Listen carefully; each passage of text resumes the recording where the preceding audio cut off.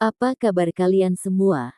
Semoga Sobat Novel Stories Donghua hari ini diberi kesehatan, dan langsung saja ke alur ceritanya. Episode ke-261, dengan judul Teknik Benar Berharga Gua Pemurnian Iblis. Langsung ke dalam alurnya. Selama periode waktu ini, siapapun yang memperoleh teknik berharga Kunpeng di bawah tatapan semua orang pasti akan menjadi target mereka. Si Hao sepenuhnya mengalaminya sekarang ketika dia menjadi musuh publik. Jika bukan karena kekuatannya yang begitu besar, orang lain, bahkan jika mereka adalah ahli tertinggi, masih akan terbunuh beberapa kali di sini tanpa ketegangan. Saat ini, tulang berharga telah dijatuhkan dan dibagi menjadi 6 bagian. Sangat sulit untuk membuatnya utuh kembali. Dengan begitu banyak kekuatan besar dan bahkan ahli tertinggi di sini, itu sudah sangat luar biasa bagi sebuah parti untuk mendapatkan hanya satu bidak. Pada kenyataannya, bahkan jika seseorang dapat mengumpulkan semua 6 bagian, mereka tetap tidak akan mendapatkan teknik yang berharga itu. Ini hanya sepertiga dari warisannya, dan jauh dari kemampuan lengkap yang mengguncang dunia. Si Hao sangat senang. Dia melangkah ke jalur Kunpeng 2 tahun lalu, dan bahkan berkultivasi dalam kondisi yang sama dengan tempat kelahirannya. Hasilnya, dia bisa melihat simbol-simbol aneh di dalam sarang dewa. Ketika dia memasukkan simbol-simbol itu ke tulang Kunpeng selama pertarungan terakhir, dia menerima misteri paling berharga. Teknik berharga Kunpeng sebenarnya tersembunyi di dalam Devil Refinement Cave. Dia meminjam serangan semua orang untuk mengirim dirinya sendiri ke dalam jurang iblis.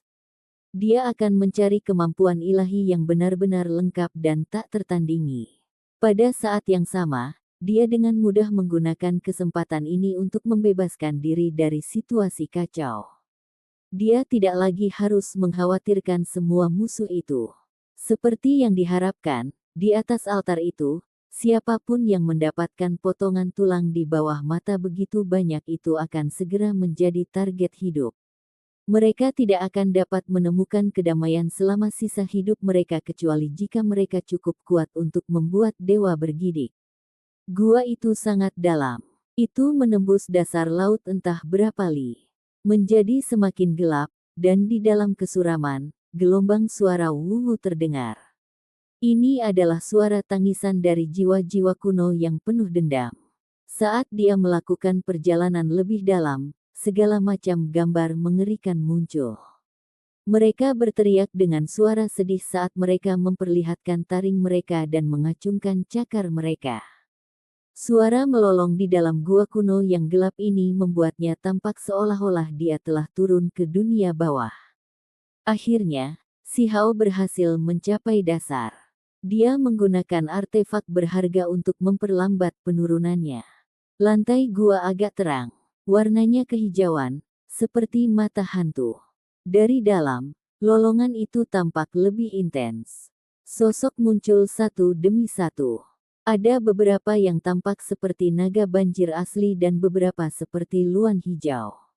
Ada juga beberapa seperti Bians, Heaven Swallowing Sparrows, dan banyak lainnya. Jelas bahwa ini semua ditinggalkan oleh binatang buas kuno yang asli, dengan kekuatan yang cukup untuk membuat langit dan bumi bergetar. Namun, mereka sekarang semua sudah mati, dibunuh tanpa ampun oleh Kunpeng. Saat ini, semua yang tertinggal adalah keinginan yang tidak tersebar yang meratap dengan kesedihan yang tiada akhir. Dunia bawah tanah tenang dan sangat tersembunyi. Sebuah terowongan menuju ke kejauhan muncul, dan si Hao mulai berjalan di jalur ini. Dia merasakan gelombang mati rasa di kulit kepalanya, dan dia melihat banyak gambar spektral dari binatang buas purba peringkat surgawi yang terus melolong. Seberapa kuat Kunpeng saat itu? Berapa banyak dari ahli yang sangat kuat ini yang berhasil dibunuh? Jika salah satu dari makhluk ini masih hidup, mereka dapat dengan mudah tetap tak tertandingi di dalam grid. Wastelens. Melolong. Seekor ular berkepala 9 mendesis. Tubuhnya banyak li panjangnya, dan lidahnya yang merah berkedip-kedip. Bau amis menyelimuti lubang hidung. Itu meludah ke arah ini, menyebabkan aura mengerikan segera menyebar. Teriakan panjang terdengar. Seekor burung iblis tampaknya telah menutupi langit saat bintang itu menembak jatuh satu demi satu. Itu juga menukik ke arah ini. Ao, Aswani turun. Seluruh tubuhnya berkedip dengan sambaran petir saat kakinya menghantam gunung kuno. Itu benar-benar menakutkan saat matanya menatap ke arah ini. Si Hao sangat terguncang. Ini semua adalah gambar yang tidak berwujud, tetapi mereka tampak hidup dan seperti hidup, seolah-olah mereka melakukan perjalanan melalui ruang waktu dari zaman kuno hingga tiba. Mereka semua adalah individu kuat yang dibunuh Kun Peng. Ada terlalu banyak di sini, dan semakin dalam masuk ke dalam, semakin membuat kulit kepala seseorang terasa mati rasa. Itu adalah perasaan yang membuat pikiran seseorang terasa dingin dan gugup yang tak tertandingi. Dari zaman apa makhluk-makhluk ini berasal, dan makhluk kuat macam apa yang berkeliaran saat itu. Namun semua ahli tertinggi ini hanya bisa mati secara tragis. Ini benar-benar perebutan kekuasaan antara raksasa yang mengganggu langit dan mengguncang bumi. The Devil Refinement Cave adalah kuburan. Menurut legenda, semua musuh yang ditangkap oleh Kun Peng dilempar dan ditekan di tempat ini. Semua tulang yang tersisa dari makanannya juga dibuang ke sini. Makhluk-makhluk ini benar-benar halus, dan tulang ilahi serta bagian lainnya diubah menjadi bahan kelas atas. Mereka dibawa keluar dan ditempatkan di dalam tungku untuk menghasilkan senjata. Bahkan ada beberapa yang mengklaim bahwa keabadian juga disempurnakan dari puluhan ribu tulang ilahi. Akibatnya, itu menjadi benar-benar tak terkalahkan setelah simbol dari semua jenis makhluk kuat melebur di dalamnya. Kualitasnya tidak ada bandingannya. Si Hao hampir kehilangan semua perasaan saat dia berjalan masuk. Dia bisa merasakan betapa kuatnya Kun Peng itu. Di sepanjang jalan, cahaya hantu bisa dilihat, dan semua jenis burung dewa dan binatang buas melolong dalam kesedihan. Lapisan bubuk putih bersih menutupi tanah. Dia tahu bahwa ini adalah bubuk tulang. Ini adalah sisa-sisa tulang ketuhanan para ahli tertinggi setelah Kun Peng kuno memurnikannya. Semua simbol dan kekuatan ilahi mereka telah disedot, dan inilah yang tersisa. Kemungkinan hanya ahli tertinggi yang tak tertandingi seperti Kun Peng yang bisa dengan paksa merebut simbol primordial orang lain. Pada akhirnya, bahkan dewa muncul dari dalam gua yang gelap dan terpencil. Ada juga iblis yang sepertinya melolong, penuh keengganan. Namun, tidak ada yang bisa mereka lakukan. Di tanah, bubuk tulang seputih salju mencerminkan kemuliaan dan kekejaman pada tahun-tahun itu. Era kuno benar-benar kejam. Bahkan makhluk sekuat ini tidak bisa menghindari kematian. Sepanjang jalan, simbol akan menyala dari waktu ke waktu.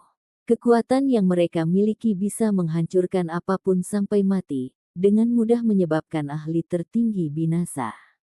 Sebagai seseorang yang berjalan di sepanjang jalur Kun Peng, Si Hao menemukan bahwa simbol yang dia peroleh sebelumnya menunjukkan efek yang menakjubkan. Mereka terus-menerus mengedarkan tentang dia, dan benar-benar melindunginya selama ini dari pembunuhan. Pada akhirnya, Si Hao tiba di ujung gua pemurnian iblis. Tidak ada suara di sini, tidak ada ular berkepala 9, bian, dewa, iblis, atau lolongan makhluk lainnya. Itu sangat damai. Sepasang pintu batu menghalangi jalan. Dengan sedikit dorongan, mereka secara mengejutkan terbuka, tidak lagi menghalangi Si Hao. Dia bisa dengan jelas melihat banyak simbol berkedip-kedip di depannya, tetapi tidak ada yang menyerangnya. Suasana di sini sangat berbeda. Tidak ada kesuraman, dan tidak ada aura iblis. Itu cerah dan gemerlap, seperti dunia yang mulia. Aura ilahi melonjak di tempat ini. Si Hao merasakan gelombang tekanan begitu dia masuk. Seluruh tubuhnya terasa seperti terbelah, membuat tubuhnya yang sudah terluka semakin bergoyang. Suara tulang retak terdengar, dan darah mengalir dari tubuhnya. Ini adalah ruangan batu yang sangat besar dengan genangan darah merah dan gemerlap yang bersemayam di dalamnya. Itu bersinar dengan sinar matahari, seolah-olah berlian darah telah ditumpuk bersama. Dari waktu ke waktu, cahaya warna-warni keemasan akan keluar dari genangan darah. Cahaya gelap juga akan menyebar keluar. Ini semua adalah simbol dengan kekuatan yang cukup untuk membuat seluruh dunia berguncang. Mereka terlalu menakutkan. Simbol Kunpeng. Si Hao merasakan getaran menjalar di punggungnya.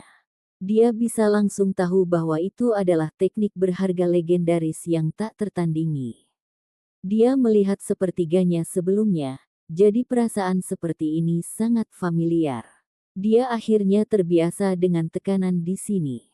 Dengan suara huala, simbol yang tak terhitung banyaknya muncul.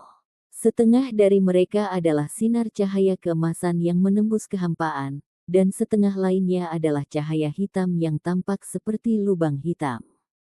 Keduanya ditampilkan bersama. Setelah itu, semua simbol mulai terbentuk. Suara kongkiang terdengar, dan itu sedingin logam. Pada akhirnya, mereka dengan cepat bergabung untuk membuat Kunpeng. Hasilnya adalah burung purba tertinggi yang dibuat dari simbol yang tampaknya memiliki kehidupan. Itu menunjukkan penghinaan terhadap dewa dan menekan era kuno. Martabat dan kekagumannya berada di puncak absolut. Kunpeng, warisannya ternyata seperti ini. Si Hao tercengang. Semua simbol dari teknik berharga telah diekstraksi dan disembunyikan di dalam genangan darah ini. Itu bisa muncul kembali kapan saja dan merekonstruksi dirinya sendiri. Hualala, suara itu menciptakan rasa realitas.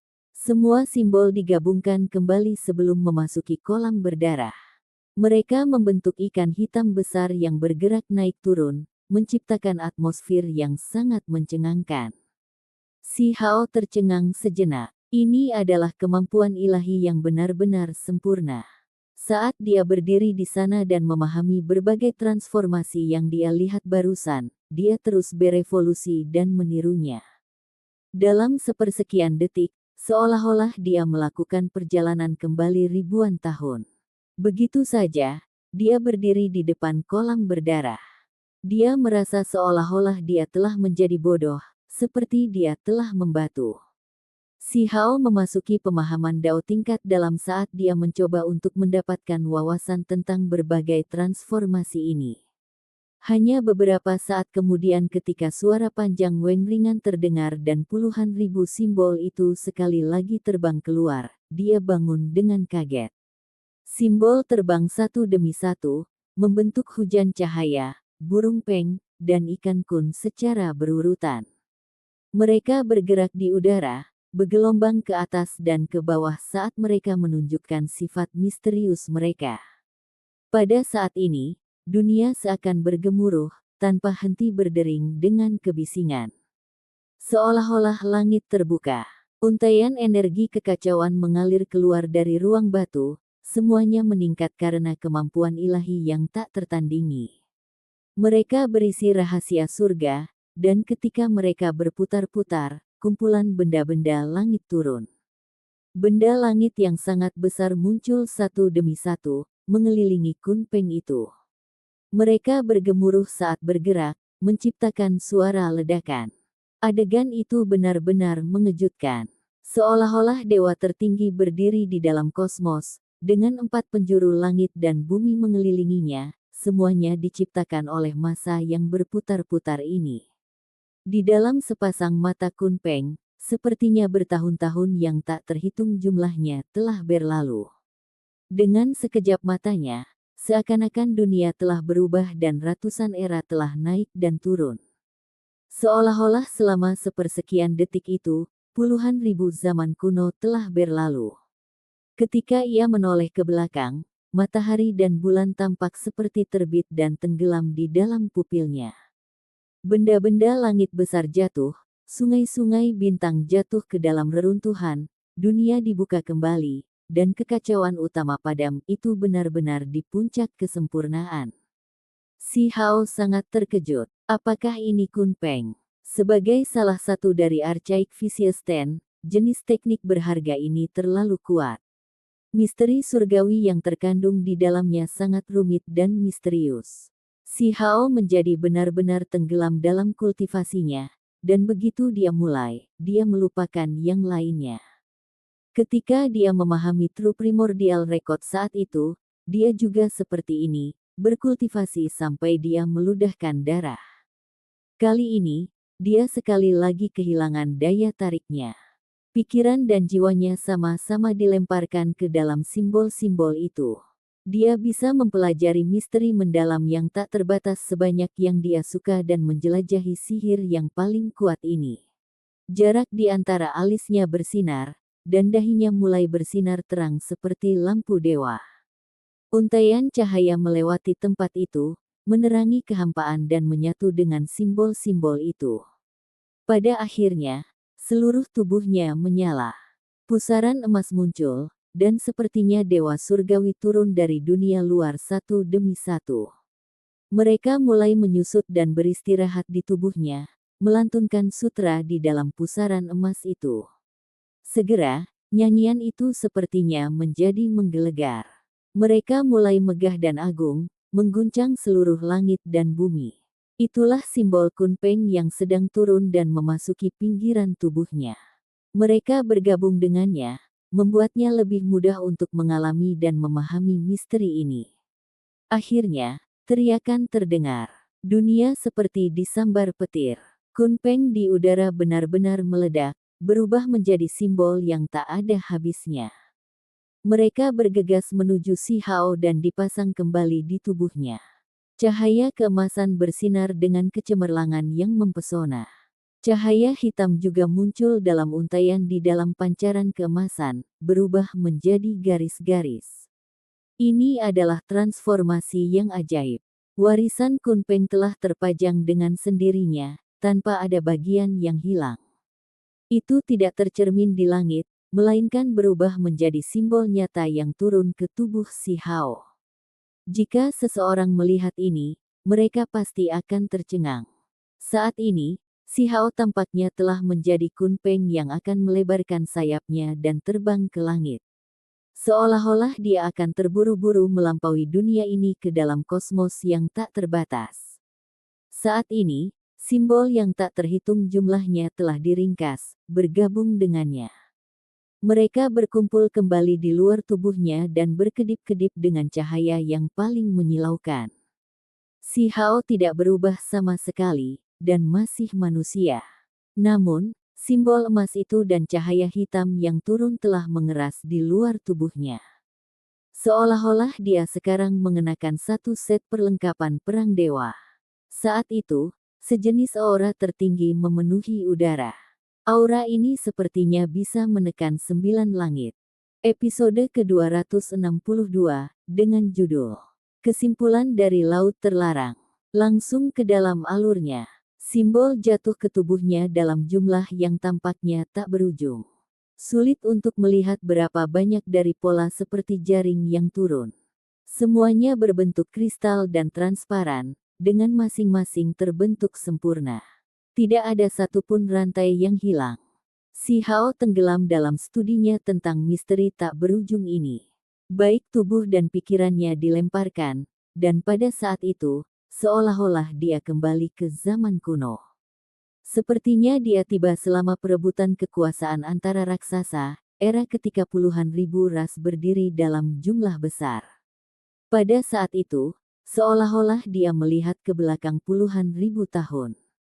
Hong, seekor burung pemangsa melayang ke langit, menabrak benda langit satu demi satu. Ia menangis menuju bulan dan meraung menuju langit. Beberapa bulan meledak terpisah, berubah menjadi hujan cahaya perak yang tersebar di bumi. Seekor naga bersayap membubung ke udara, mengaduk-aduk angin surgawi saat ia meledakkan kuil 9 surga satu demi satu. Mereka hancur seperti meteorit, menciptakan ledakan debu dan asap yang sangat besar. Apakah ini era kuno? Ada terlalu banyak makhluk kuat. Ini adalah era di mana para ahli tertinggi bersaing untuk supremasi, dan pertempuran itu membuat darah orang mendidih. Ada makhluk yang bahagia, dan banyak juga yang menderita secara tragis. Ada banyak individu cantik yang cukup cantik untuk menjadi bagian dari legenda. Namun, ini hanyalah melihat ke masa lalu. Si Hao dapat melihat bagian kecil ini melalui warisan Kun Peng. Adegan ini membanjirinya dengan emosi. Orang-orang yang sangat berbakat dan kuat muncul dalam jumlah besar, sangat mengguncang hatinya. Tentu saja, ini adalah era di mana hanya yang kuat yang akan meneteskan air mata kebahagiaan. Ada banyak makhluk yang tidak senang hidup selama itu. Si Hao mengerti bahwa ini adalah era ketika Kun Peng lahir. Ada hubungan yang tak terpisahkan antara tempat itu dan tempat itu sendiri. Saat tenggelam dalam keadaan ini, dia melakukan semua yang dia bisa untuk menangkap pemandangan ini dalam pikirannya. Dengan hidup di era itu dan memahami latar belakang yang luar biasa ini, dia bisa memahami kemampuan ilahi yang tak tertandingi ini dengan lebih baik. Persis seperti ini dia terus melibatkan dirinya dalam studinya. Di permukaan tubuhnya, spiral emas berputar-putar, dan di dalam masing-masing simbol ini ada simbol lain. Misteri yang paling kuat diperoleh sedikit demi sedikit seperti itu. Selama proses ini, simbol-simbol di sekitar tubuhnya terus berubah. Ini perlahan berubah dari emas menyala menjadi warna hitam. Itu mengikuti transformasi burung Peng menjadi ikan kun saat ia bergelombang naik turun di dalam genangan darah. Secara bertahap, Si Hao mencapai tingkat Dao terdalam. Dia menjadi benar-benar terisolasi dari dunia luar saat dia asyik dengan alam yang menakjubkan dan misterius ini. Semuanya menjadi tenang di dalam Devil Refinement Cave. Seorang pemuda lajang memperoleh pencerahan saat pikirannya berjalan melalui kekosongan yang besar. Dia melonjak melewati zaman kuno untuk memahami sihir tertinggi ini. Sementara itu, di altar itu, pertempuran besar juga mencapai klimaksnya. Pertempuran di sini sangat pahit, dengan percikan darah ke segala arah. Kekuatan besar menjadi gila saat mereka terlibat dalam kontes kekuatan ini. Demi kekuatan besar itu, bahkan ahli tertinggi pun melepaskan sikap sombong mereka saat mereka bertarung dengan nyawa mereka yang dipertaruhkan. Mereka mengumpulkan setiap tetes keberanian terakhir dalam diri mereka untuk bertarung tanpa henti di sini. Tidak baik, sepotong tulang berharga telah jatuh ke tangan ras Flaming Fish. Seseorang berteriak dengan keras, merasa bahwa ini adalah masalah. Itu karena ada lebih dari 100.000 ikan yang menyala di sini. Meskipun mereka meninggalkan perairan, mereka tampak sama sekali tidak terpengaruh saat berdiri di atas ekor mereka. Dengan semuanya dikelompokkan bersama sambil memuntahkan simbol api, siapa yang berani mendekati mereka? Hantian juga sangat kuat. Lampu iluminasi ilahi menyala, meledakkan sekelompok ahli. Dia merebut sepotong tulang sebelum kembali ke sekutunya. Membunuh. Di sisi lain, orang-orang dari pegunungan Archaic Divine juga bertarung melawan orang lain dengan semua yang mereka miliki. Beberapa makhluk berdarah murni terbunuh keluar masuk sebelum akhirnya mereka menyita sebagian. Mereka menjaganya dengan nyawa mereka. Minggir atau mati. Mo Sang berteriak keras saat dia menyapu dengan tombak emas di tangan. Sepertinya dia sedang memanen gandum saat mayat berjatuhan di sekitarnya. Di atas altar, sungai darah mengalir. Para ahli dari semua ras berbeda memperebutkan tulang berharga Kun Peng. Mata mereka semua merah karena pertumpahan darah ini. Teknik berharga ini terlalu penting. Setelah diperoleh dan dipelajari secara menyeluruh, itu bisa memungkinkan perlombaan untuk naik tiba-tiba ke kekuasaan menjadi salah satu tokoh terkemuka di Great Wastelands. Mereka tidak lagi harus takut pada orang lain. Pada kenyataannya, sebagian darinya tidak membuat banyak perbedaan. Paling-paling, itu akan ditukar dengan para ahli tertinggi itu untuk harta yang tak ternilai harganya. Para ahli bertarung sengit di atas dan di bawah altar. Makhluk dibantai di mana-mana di dalam gua ini. Tempat ini benar-benar kacau, dengan teriakan perang bergema dari segala arah. Tidak ada yang tahu berapa banyak yang terbunuh di sini. Pertempuran itu putus asa dan pahit. Bahkan seseorang yang sekuat Dewa Laut yang luar biasa keturunan Mo Sang menderita luka parah. Banyak orang yang mengincarnya. Para pelayan pertempuran yang dia bawa bersamanya semuanya telah mati tanpa ada seorang pun yang selamat. Bahkan platform pertempuran yang dia bawa ke dalam hancur. Simbol ras Dewa Laut terbakar dengan cepat, membanjiri keluar. Tentu saja, ada banyak orang yang mati saat mencoba membunuhnya juga. Mayat menumpuk seperti gunung di sekelilingnya. Dia telah berubah menjadi iblis yang berlumuran darah. Tombak emasnya tampaknya hampir seluruhnya diwarnai merah. Pertempuran itu sangat menyedihkan. Mo Sang awalnya menyita 2 potong, tetapi setelah diserang dari semua sisi, dia terpaksa membuang sepotong. Dia menggunakan kesempatan itu untuk membebaskan diri dari medan perang yang menakutkan ini. Perkelahian berlangsung selama beberapa hari. Mereka bertempur dari aula utama istana ke ruangan batu lainnya, dan dari dasar laut sampai ke permukaan laut. Itu benar-benar kekacauan.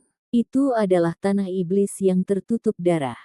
Semua orang sudah lupa berapa banyak makhluk yang mati dari semua ras berbeda di sini. Seluruh gua Kunpeng diwarnai merah darah sejauh mata memandang dengan mayat tergeletak di mana-mana. 6 bidak dibagi oleh kekuatan besar.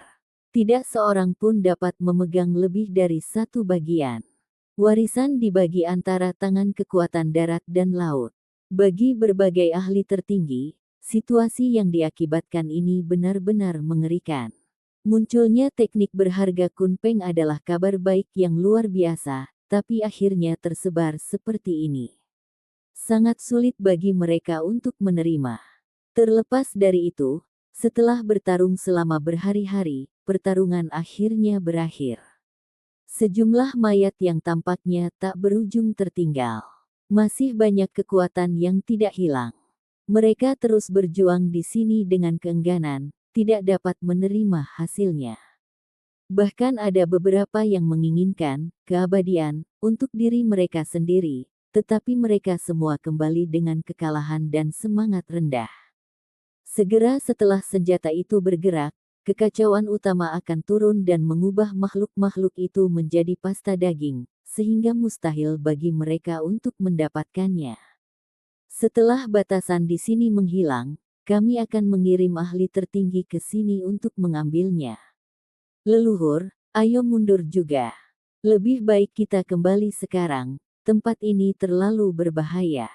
Petik 2. Lebih mudah diucapkan daripada dilakukan. Pinggiran wilayah laut ini mungkin dikelilingi oleh individu yang sangat kuat.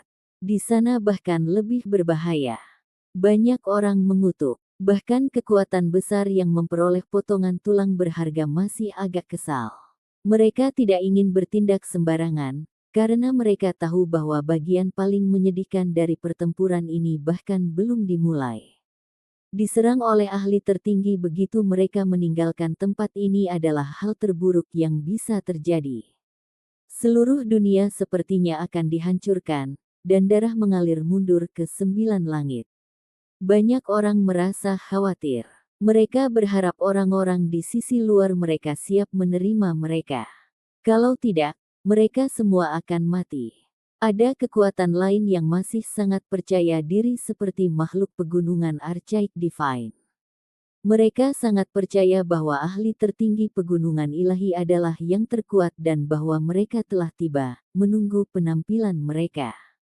Akhirnya, seseorang keluar dari wilayah lautan, membawa berita tentang apa yang terjadi. Laut Utara segera mengalami kekacauan total. Segera setelah semua orang tahu bahwa potongan pertama dari tulang Kunpeng muncul, sebuah tangan perak yang sangat besar turun dari langit. Salah satu jarinya sudah lebih besar dari punggung gunung. Seluruh tangannya meraih ke bawah. Kamu berani. Sebuah teguran marah terdengar. Sebuah cakar besar menamparkan, menutupi matahari dan bulan saat ia tiba. Puluhan ribu untaian ungu mengalir keluar saat bertabrakan dengan tangan perak yang sangat besar itu. Tinggalkan tulang berharga itu. Cakar emas menyapu dari 9 langit. Itu membelah laut utara dan menghantam untuk merebut teknik yang berharga itu. Hanya dalam hitungan detik, tempat ini meledak menjadi kekacauan. Pakar tertinggi tampaknya bertarung di atas laut utara.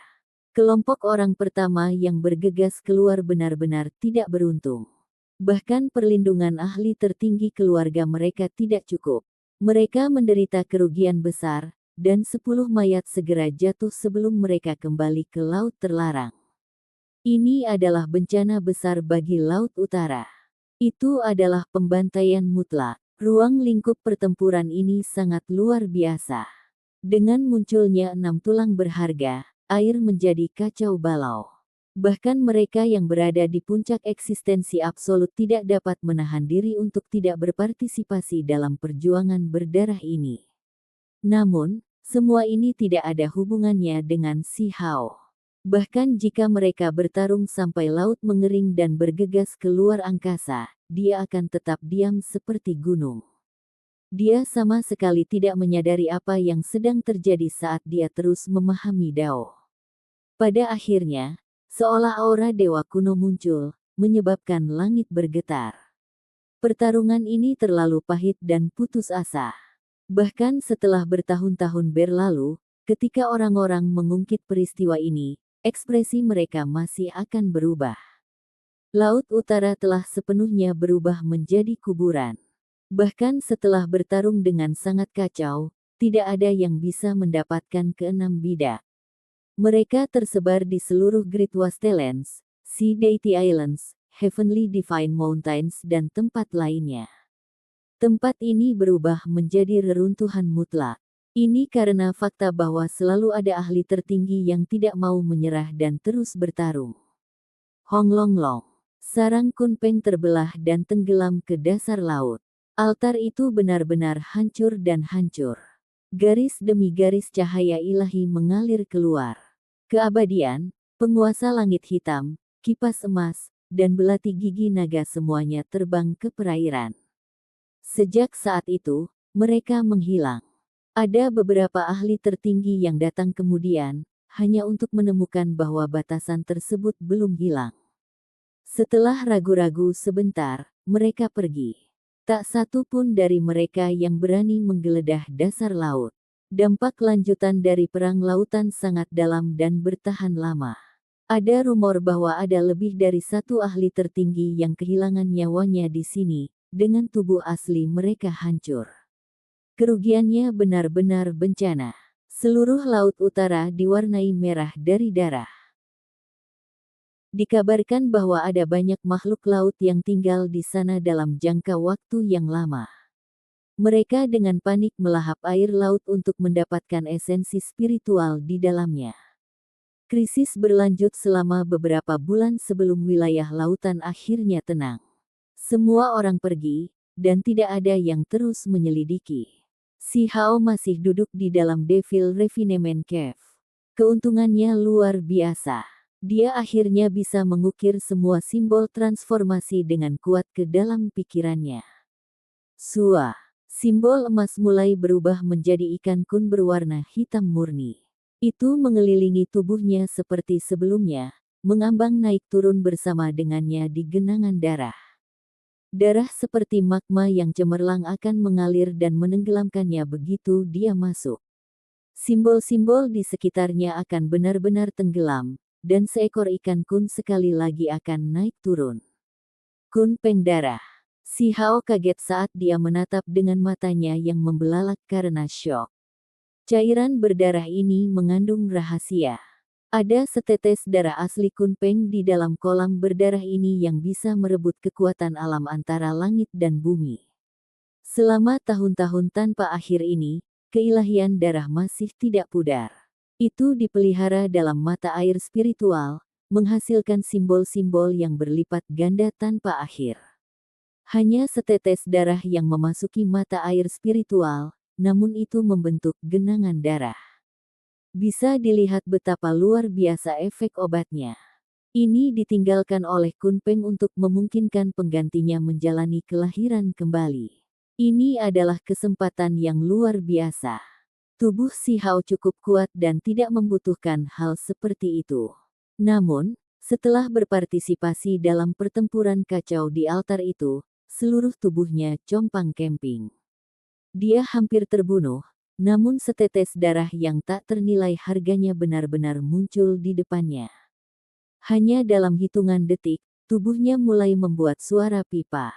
Organ-organ dalamnya terguncang, dan tulang-tulang berdering dengan suara kongkiang yang dipenuhi dengan cahaya yang berharga. Ketika dia membuka matanya lagi, tubuhnya yang lelah menjadi sangat baik dan tidak rusak. Dia telah kembali ke kondisi puncaknya, dan bahkan meningkat selangkah. Setetes darah sejati ini terlalu tirani.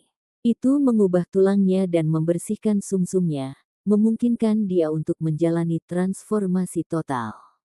Tidak ada satupun bekas luka di tubuh Si Hao. Dia telah pulih sepenuhnya. Dagingnya tembus cahaya, dan matanya penuh dengan kehidupan. Selama periode waktu berikutnya, dia terus-menerus memahami Dao. Dia mengingat setiap simbol di dalam hatinya. Pada akhirnya, hanya ada satu karakter dari teknik berharga Kunpeng yang tersisa. Namun, kedalamannya bahkan lebih besar dari diagram konstelasi langit. Dia dengan tegas mencap simbol itu di dalam lautan kesadarannya. Ini adalah sesuatu yang dia perlu lebih banyak waktu untuk memahaminya. Itu bukanlah sesuatu yang bisa dia mengerti dalam semalam. Bagaimanapun, itu adalah sihir Kunpeng, dan berada di peringkat dalam Archaic Vicious Ten. Akhirnya, dia memulai proses nurturing spirit. Sekarang dia mendapatkan sihir Kunpeng yang sebenarnya, itu adalah waktu yang tepat untuk mengasuh roh. Alam transformasi spiritual dibagi menjadi 3 langkah, spiritualisasi tubuh, reformasi diri sejati, dan roh pemelihara di bagian surgawi. Ketiga tahap ini hanya bisa didekati secara tak terhingga. Tampaknya hampir mustahil untuk dijangkau, dan di seluruh tanah terlantar yang luas, tidak banyak orang yang berhasil mencapai kesempurnaan mutlak selama berabad-abad. Memelihara roh di dalam bagian surgawi. Setelah menyelesaikan tahap ini di sini, saya bisa kembali. Perjalanan kecil ini benar-benar memakan waktu 2 tahun, Si Hao bergumam pada dirinya sendiri. Episode ke-263, dengan judul Kembali, langsung ke dalam alurnya. Di dalam genangan darah, awan merah membubung melesat ke udara. Mereka meresap ke dalam tubuh Si Hao, membuat kulitnya tampak indah dan tembus cahaya. Dia melanjutkan pemahamannya. Sambil duduk di sana tanpa menggerakkan otot, tubuhnya menyerap darah Kunpeng dengan sendirinya. Aura di sekitarnya menjadi semakin kuat. Kantong langit dan bumi mengendur saat itu, dan makhluk emas kecil menampakkan dirinya. Hairibol menjulurkan kepalanya dan melihat sekeliling, hidung kecilnya mengendus dengan rakus. Itu bergabung dengan Si Hao untuk dibersihkan oleh darah Kunpeng. Apalagi yang lainnya, setetes darah sejati ini saja sudah cukup untuk membuat ahli tertinggi membunuh orang lain. Itu terlalu luar biasa, memungkinkan seseorang untuk sepenuhnya direformasi dari dalam keluar. Si Hao sama sekali tidak menyadari lingkungan dan tubuhnya. Tubuhnya menyerap kekuatan secara naluriah saat dia melanjutkan studinya tentang Dao. Di sekelilingnya, awan melayang-layang sementara cahaya warna-warni bersinar dengan gemilang. Itu membuatnya bersinar dengan cahaya keemasan seperti glasir. 10 lorong surgawi dibuka dengan suara Hong dan Kunpeng membuka matanya dari salah satu lorong. Pemeliharaan roh sudah dimulai beberapa waktu yang lalu, apa yang terjadi sekarang adalah transformasi nyata dan pemberian kehidupan. Saat ini, 10 lorong surgawi dipenuhi dengan aura kehidupan yang agung. Selain itu, Mereka semua memiliki kemauan spiritual yang kuat. Hal ini sangat jelas terlihat di lorong surgawi Kunpeng di mana burung peng yang sedang menyebar sayap beristirahat. Burung itu memandang rendah dunia dengan keberanian yang tak tertandingi. Tubuh emasnya yang indah memiliki garis-garis hitam yang melewatinya, sesuai dengan arti sebenarnya dari Dao Agung. Tepat pada saat ini, tubuh Si Hao bergetar hebat. Spiral emas di permukaan tubuhnya meleleh dan simbol yang padat muncul. Simbol-simbol itu kemudian meletus, dan pada akhirnya, mereka semua menghilang ke lorong surgawi itu, bertepatan dengan Kunpeng. Itu adalah simbol mendalam yang tersisa dari kolam darah. Si Hao telah menghafalnya sepenuhnya dan menuliskannya jauh di dalam pikirannya, termasuk yang asli. Dia sekarang akan menggabungkan jejak yang diwariskan langsung menjadi lorong surgawi. Itu akan melebur ke dalam tubuh roh Kunpeng, bersatu menjadi satu kesatuan di dalam satu lorong surgawi. Itu adalah transformasi yang luar biasa. Kekuatan tubuh spiritual ini meningkat pesat. Itu tumbuh lebih fleksibel dan jelas, seolah-olah Kunpeng yang nyata telah hidup dan melayang di atas 9 langit. Tampaknya seolah-olah itu berkuasa di seluruh kekosongan besar dan tetap tak tertandingi di seluruh kosmos. Jika seseorang mencapai puncak kesempurnaan di tingkat transformasi roh, tubuh roh di dalam lorong surgawi akan diberikan kecerdasan, seolah-olah mereka berubah menjadi makhluk hidup. Tidak ada batasan seberapa banyak roh dapat dipelihara. Akhirnya, seseorang harus menarik keinginannya sendiri dan mengembalikannya ke tubuh aslinya. Hanya teknik berharga yang akan tertinggal, yang akan berkembang dengan sendirinya menjadi makhluk yang tampak hidup. Tentu saja, terlalu banyak faktor yang terlibat dalam proses ini. Untuk dapat memberi makan roh di bagian surgawi seseorang sudah cukup berhasil. Memberi tubuh spiritual dengan kehidupan pasti akan dilihat sebagai perbuatan dewa. Orang biasa akan merasa sangat sulit menggunakan Kunpeng sebagai tubuh spiritual. Makhluk itu terlalu kuat, dan memadatkannya menjadi roh adalah tugas yang sangat sulit. Faktanya, jika seseorang tanpa henti memadatkan roh Kunpeng yang sebenarnya di dalam surga dan bumi, itu hanya akan menjadi semakin menakutkan. Akhirnya, itu akan mencapai titik di mana itu sangat dekat dengan yang asli dan memiliki kekuatan yang tak tertandingi. Akhirnya, semua simbol emas dan hitam yang tersisa di dalam kolam telah bergabung dengan Kunpeng di lorong surgawi Si Hao. Sepertinya itu telah dihidupkan kembali. Saya berhasil. Si Hao tahu bahwa meskipun dia belum sepenuhnya memahami teknik yang berharga ini, dengan tubuh spiritual khusus ini saja, dia dapat memanggil bagian dari kekuatannya yang memerintah dan menakutkan. Dia kemudian melanjutkan dengan pemurnian dari bagian surgawi lainnya. Di salah satu dari mereka, seorang suami mengangkat kepalanya dan meraung ke langit. Hampir tampak seolah-olah itu memiliki semacam permusuhan terhadap 9 langit, dan akan menyerang dengan keras ke atas. 8 bagian surgawi yang tersisa tidak memiliki burung dewa atau binatang buas yang memelihara di dalamnya. Akhirnya, Si Hao memasukkan keinginannya sendiri ke salah satu bagian surgawi. Sosok yang identik dengan dirinya pun terbentuk. Di bagian surgawi lainnya, dia menciptakan inti pedang, pagoda, bel, kuali, tombak, dan barang serupa lainnya. Dia berada di bawah kekurangan teknik yang berharga, dan karena itu dia hanya bisa menggunakan senjata sebagai pengganti untuk saat ini. Namun, efeknya akan sama pada akhirnya. Tujuan dari memelihara jiwa adalah untuk memungkinkan alam spiritual itu sendiri mengalami evolusi. Kemudian, ketika teknik berharga yang sesuai diperoleh, itu dapat ditempatkan langsung di dalam. Adapun tingkat kultivasinya saat ini, jiwa yang terpelihara hanyalah keinginannya. Cepat atau lambat, semuanya akan kembali padanya. Gizi jiwa hanya perlu dimulai. Adapun yang lainnya, semuanya akan berhasil selama teknik yang menyertainya sempurna. Dia sudah mencapai ini. 10 bagian surgawi telah berhasil memelihara jiwa, mencapai keadaan legendaris. Aura yang kuat memenuhi udara, menciptakan suasana misterius yang tak tertandingi.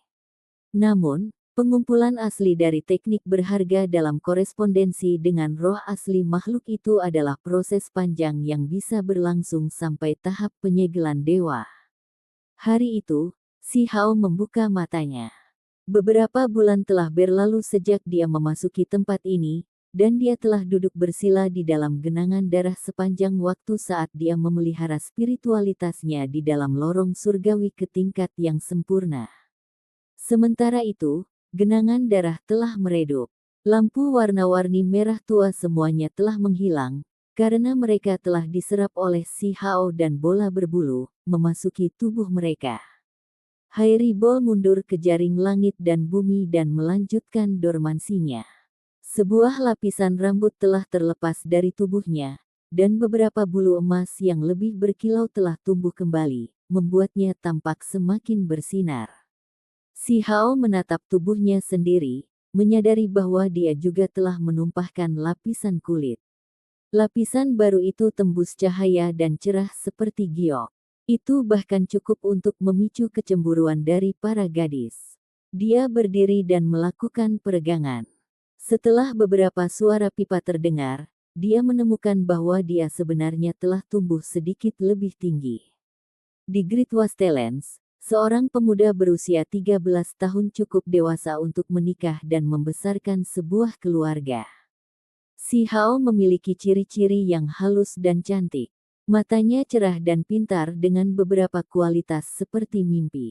Setelah dia mengubah dirinya menjadi pakaian serba putih, dia tampak menyendiri dan dunia lain, seolah-olah makhluk abadi yang diasingkan telah turun ke dunia ini. Sebagai ahli perkasa berusia 13 tahun dari tingkat transformasi roh, dia telah mencapai puncak kesempurnaan di ketiga tahap.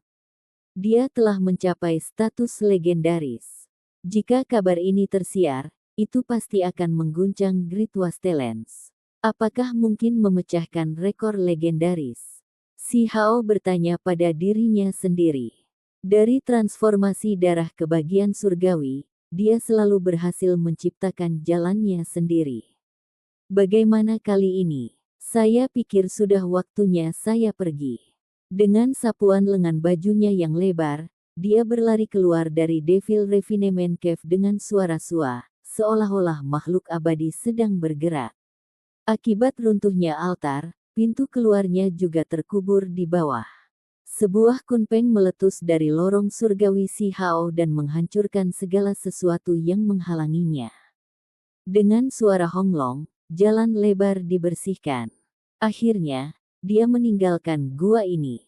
Pakaian putihnya berkibar tertiup angin laut saat dia berdiri di atas air. Dia tampak seperti makhluk abadi yang sedang menunggangi angin kencang. Dia berdiri di sana sejenak, tenggelam dalam pikirannya.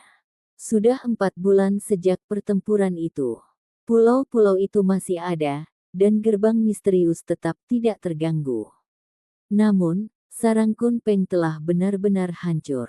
Tempat ini benar-benar hancur sejak saat itu, tanpa jejak Kunpeng yang tertinggal.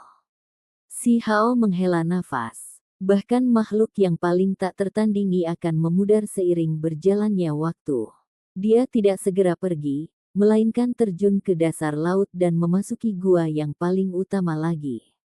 Begitu dia merasakan panas menyengat di tubuhnya dari api ilahi, dia duduk bersila di atas platform batu misterius itu lagi. Kali ini, api naik ke permukaan tubuhnya seperti kilat, tapi tidak bisa lagi menyakitinya. Semangatnya bersinar semegah nyala api, tanpa sensasi terbakar sama sekali. Dia tidak tahu apakah itu karena pembersihan oleh setetes darah sejati Kunpeng atau pencapaiannya dalam memelihara spiritualitas di lorong-lorong surgawi. Tetapi terlepas dari itu, dia sekarang dapat menahan api yang dahsyat di sini. Dia kemudian mengunjungi Abyss of Black Ice dan Tomb of Fallen Stars. Di setiap tempat, dia dapat mencapai bagian terdalam tanpa menderita luka apapun, menunjukkan kesempurnaannya di ranah transformasi roh. Ao, bocah jahat itu meraung dengan keras. Dia menginjak ombak laut sambil berlari ke kejauhan. Ini adalah legenda hidup. Prestasi yang diraih anak berusia 13 tahun ini cukup untuk mengguncang dunia ini. Dia dengan cepat tumbuh dewasa, dan dengan cepat naik menuju kebesaran. Munculnya tulang yang dilambangkan dengan kunpeng mengguncang daratan besar, dan tidak ada yang tahu persis berapa banyak kekuatan besar yang terlibat. Dikatakan bahwa para ahli tertinggi bahkan terbunuh di Laut Utara, menciptakan dampak yang luar biasa tak terbayangkan. Pertempuran itu sangat tragis dan sengit. Para ahli tertinggi itu telah bertarung dari 9 surga ke luar angkasa. Pemandangan itu sangat menakutkan. Hasilnya sangat menyedihkan. Selain para ahli tertinggi yang jatuh, mereka yang berasal dari pegunungan Archaik Divine dan Pulau Divine juga menerima pukulan hebat untuk kekuatan mereka. Bahkan ahli tertinggi yang selamat telah terluka parah. Alhasil, meski terjadi beberapa pertempuran hebat, laut akhirnya menjadi tenang. Tanah suci kuno telah mengalami pukulan besar, dan tidak ada yang bisa menanggung konflik lagi. Setelah keributan yang luar biasa ini, masa damai dan ketenangan yang singkat terjadi. Semua pihak berada dalam keadaan istirahat dan pemulihan. Suasana seperti ini sangat tidak normal. Semua orang tahu bahwa segalanya tidak akan berakhir seperti ini.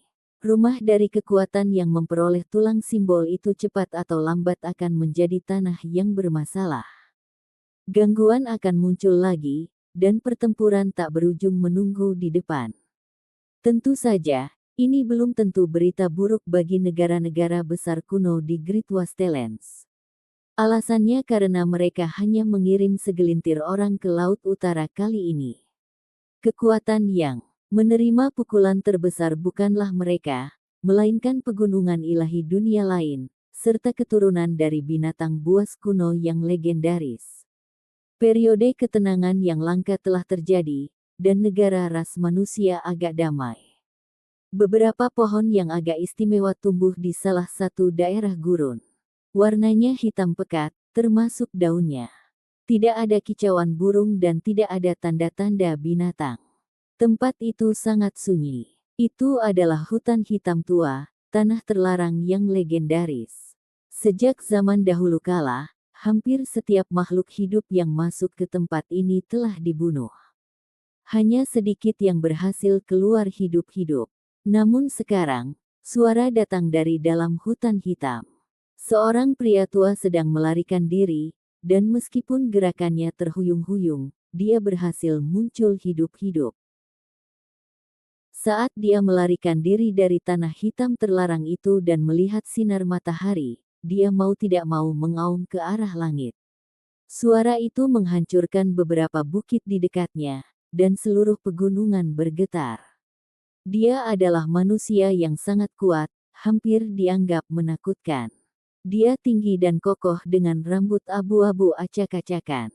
Janggutnya juga berantakan, karena sudah beberapa tahun sejak terakhir kali dia membersihkan penampilannya.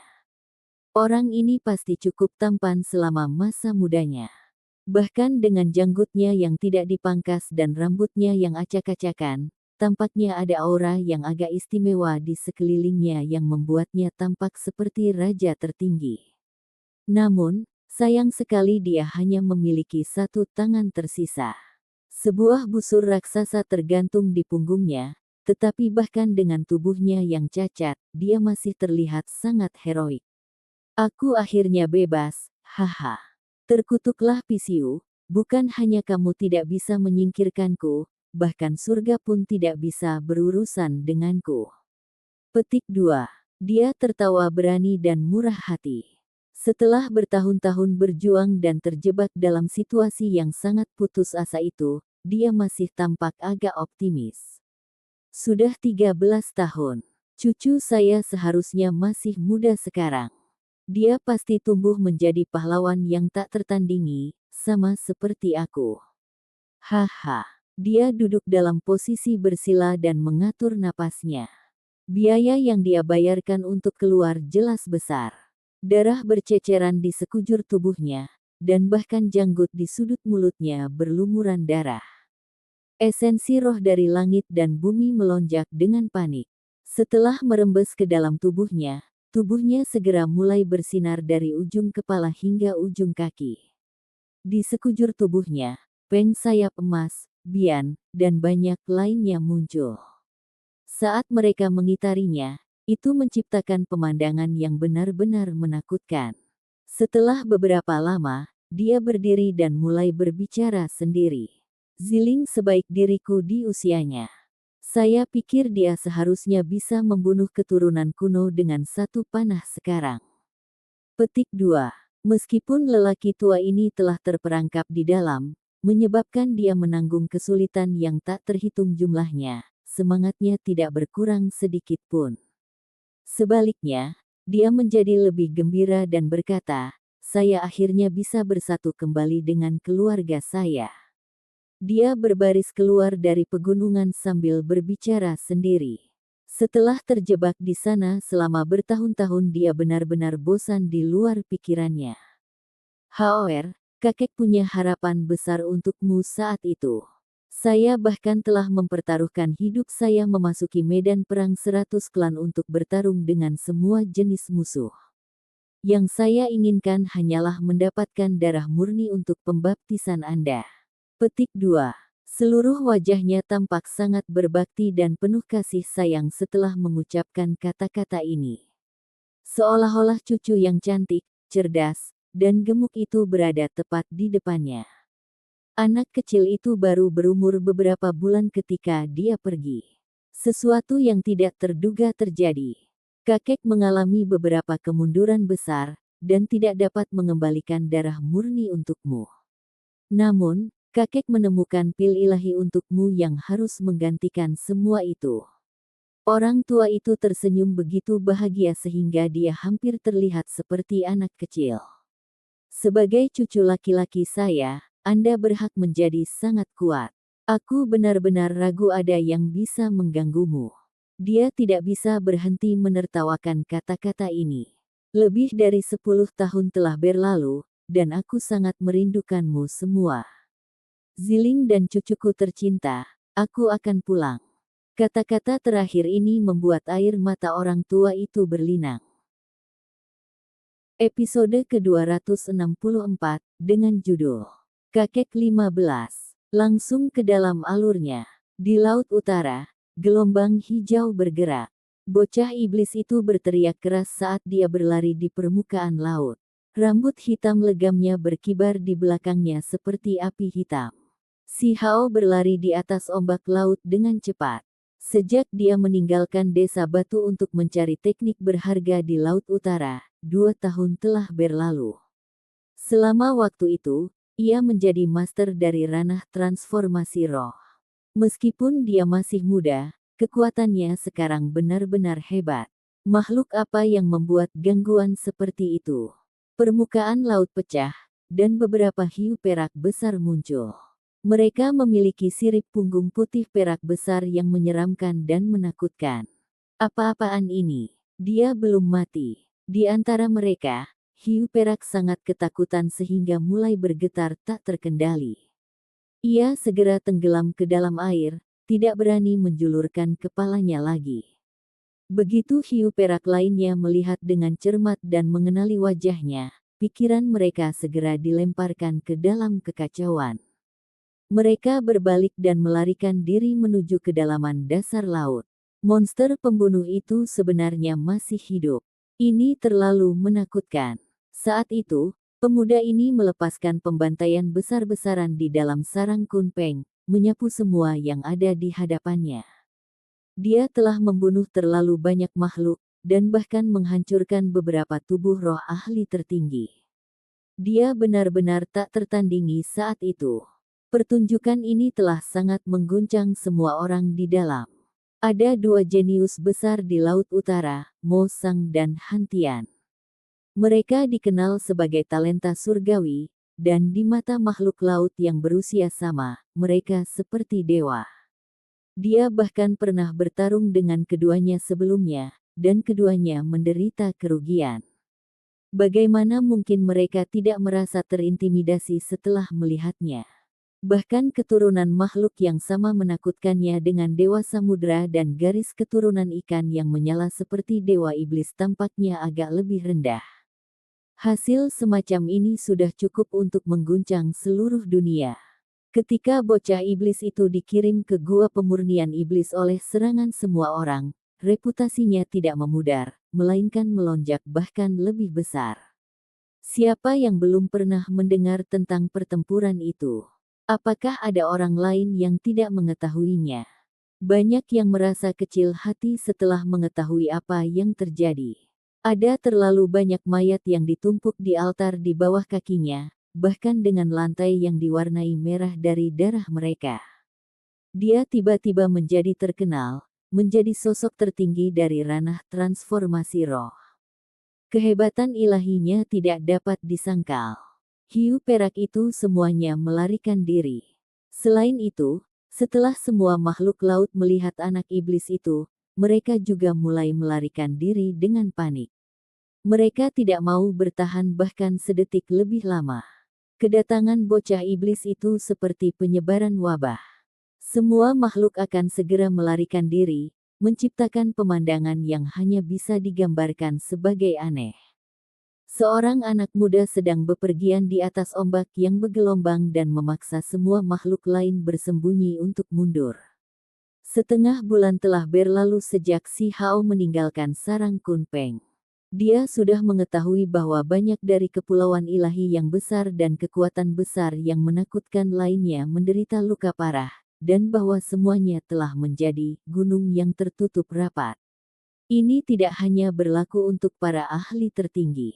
Bahkan makhluk kuat lainnya yang berpartisipasi dalam pertempuran sengsara seperti yang berasal dari istana ikan dasar laut menutup semua pintu masuk ke tempat tinggal mereka. Mereka tidak lagi muncul di dunia luar, karena mereka semua berusaha menyembuhkan dan memulihkan diri. Secara umum, Laut Utara agak damai. Hampir setiap klan berada dalam masa hibernasi, karena para ahli mereka semua berusaha memulihkan vitalitas mereka. Akibatnya, mereka tidak muncul di luar. Sangat penuh kebencian. Orang itu masih hidup. Saya tidak tahu apakah nenek moyang tua bisa bertahan. Saya mendengar bahwa naga banjir yang sebenarnya meracuni tubuhnya. Beberapa naga banjir lautan sedang berbicara di dalam lautan. Bocah jahat itu berlari menuju cahaya matahari terbit. Dia dengan senang hati menangkap lobster, kepiting, kura-kura, dan lainnya yang sangat besar di sepanjang jalan. Hairibol di pundaknya mulai mengeluarkan air liur begitu terbangun. Ini semua bagus. Kakek kepala, Paman Linhu, Saudara Dazuang dan yang lainnya belum pernah merasakan hal seperti itu sebelumnya. Saya akan membawa ini kembali untuk mereka nikmati. Petik 2. Berjemur di bawah cahaya matahari terbit, seorang pemuda melakukan perjalanan di permukaan samudera keemasan. Dia mengejar sekelompok naga banjir lautan. Saat gelombang bergegas ke langit, dia tampak seperti sedang mengejar sekelompok ternak. Adegan itu agak mengejutkan. Bocah iblis itu berteriak dengan keras dengan kebahagiaan yang tak tertandingi. Permukaan tubuhnya tertutup lapisan cahaya keemasan saat dia melaju seperti kilat. Dia tidak tahu bahwa kakek yang dia pikir sudah lama meninggal ternyata telah membebaskan diri. Hutan hitam itu jauh. Kakek 15 bepergian dengan langkah besar. Setiap langkah akan mencakup beberapa ratus zang saat dia dengan cepat meninggalkan tempat itu. Segera setelah itu, dia meninggalkan pegunungan. Orang tua itu memandang ke arah langit yang cemerlang dan menghadapi sinar matahari yang indah. Sudah begitu lama sejak terakhir kali dia melihat pemandangan ini, jadi hatinya sangat jernih dan penuh kegembiraan. Dia sangat menantikan untuk bertemu dan bersatu kembali dengan orang yang dia cintai. Bertahun-tahun telah berlalu. Saya harus menyiapkan beberapa hadiah lagi untuk cucu saya. Saya ingin tahu apakah toples darah PCU yang saya dapatkan saat itu masih ada. Petik 2. Kecepatan larinya seperti terbang saat dia bergegas menuju kejauhan. Akhirnya, dia berubah menjadi seberkas cahaya, mencapai kecepatan ekstrim. Dia kembali ke pegunungan kuno untuk mengambil barang yang dia tinggalkan saat itu. Selama pertempuran saat itu, kakek 15 menderita luka parah. Demi membebaskan diri dari Pisiu yang dewasa itu, dia harus mengubur toples darah untuk mencegah Pisiu melacaknya. Dengan berlalunya waktu bertahun-tahun, dia hanya bisa mengingat di mana itu. Dia tidak tahu apakah dia bisa menemukannya atau tidak. Pertempuran saat itu terlalu menyedihkan. Kakek 15 harus membayar mahal, kehilangan salah satu lengannya. Jika dia tidak meminjam kekuatan formasi ilahi untuk mengirim dirinya sendiri ke langit, dia mungkin akan mati saat itu. Pisiu, kita ditakdirkan untuk bertemu lagi. Bukankah kultivasi Anda hanya 180 tahun di atas saya? Yang lama ini akan mengalahkanmu pada akhirnya dan membalas budi. Orang tua itu tampak sangat marah. Medan pertempuran 100 klan adalah tempat di mana semua jenis pahlawan luar biasa berjuang untuk supremasi. Apa yang menunggu seseorang saat masuk adalah survival of the fittest. Tidak ada yang bisa disalahkan kecuali diri Anda sendiri jika Anda mati di sini. Kakek 15 telah membunuh yang lebih muda, hanya untuk menemukan yang lebih tua nanti. Itu mengejarnya di luar Hundred Rache Battlefield, meninggalkan tubuhnya dalam kondisi yang mengerikan. Dia melakukan pelarian sempit, dan hampir mati di Great Wastelands. Grandpa 15 adalah karakter yang sangat kuat. Bahkan jika seseorang dari pegunungan ilahi mengejarnya, dia tidak akan takut sedikit pun. Dia akan selalu bergumam tentang kembali untuk memberikan pukulan yang bagus kepada orang-orang gunung yang ilahi. Itu. Jika dunia luar tahu bahwa lelaki tua ini memiliki pemikiran seperti ini, mereka bahkan mungkin akan ketakutan konyol. Bahkan kekuatan penuh dari negara kuno mungkin tidak cukup untuk melawan kekuatan semacam itu, dan tidak ada yang berani menyinggung tempat seperti itu. Dengan kecepatan Grandpa 15, dia dengan cepat melaju.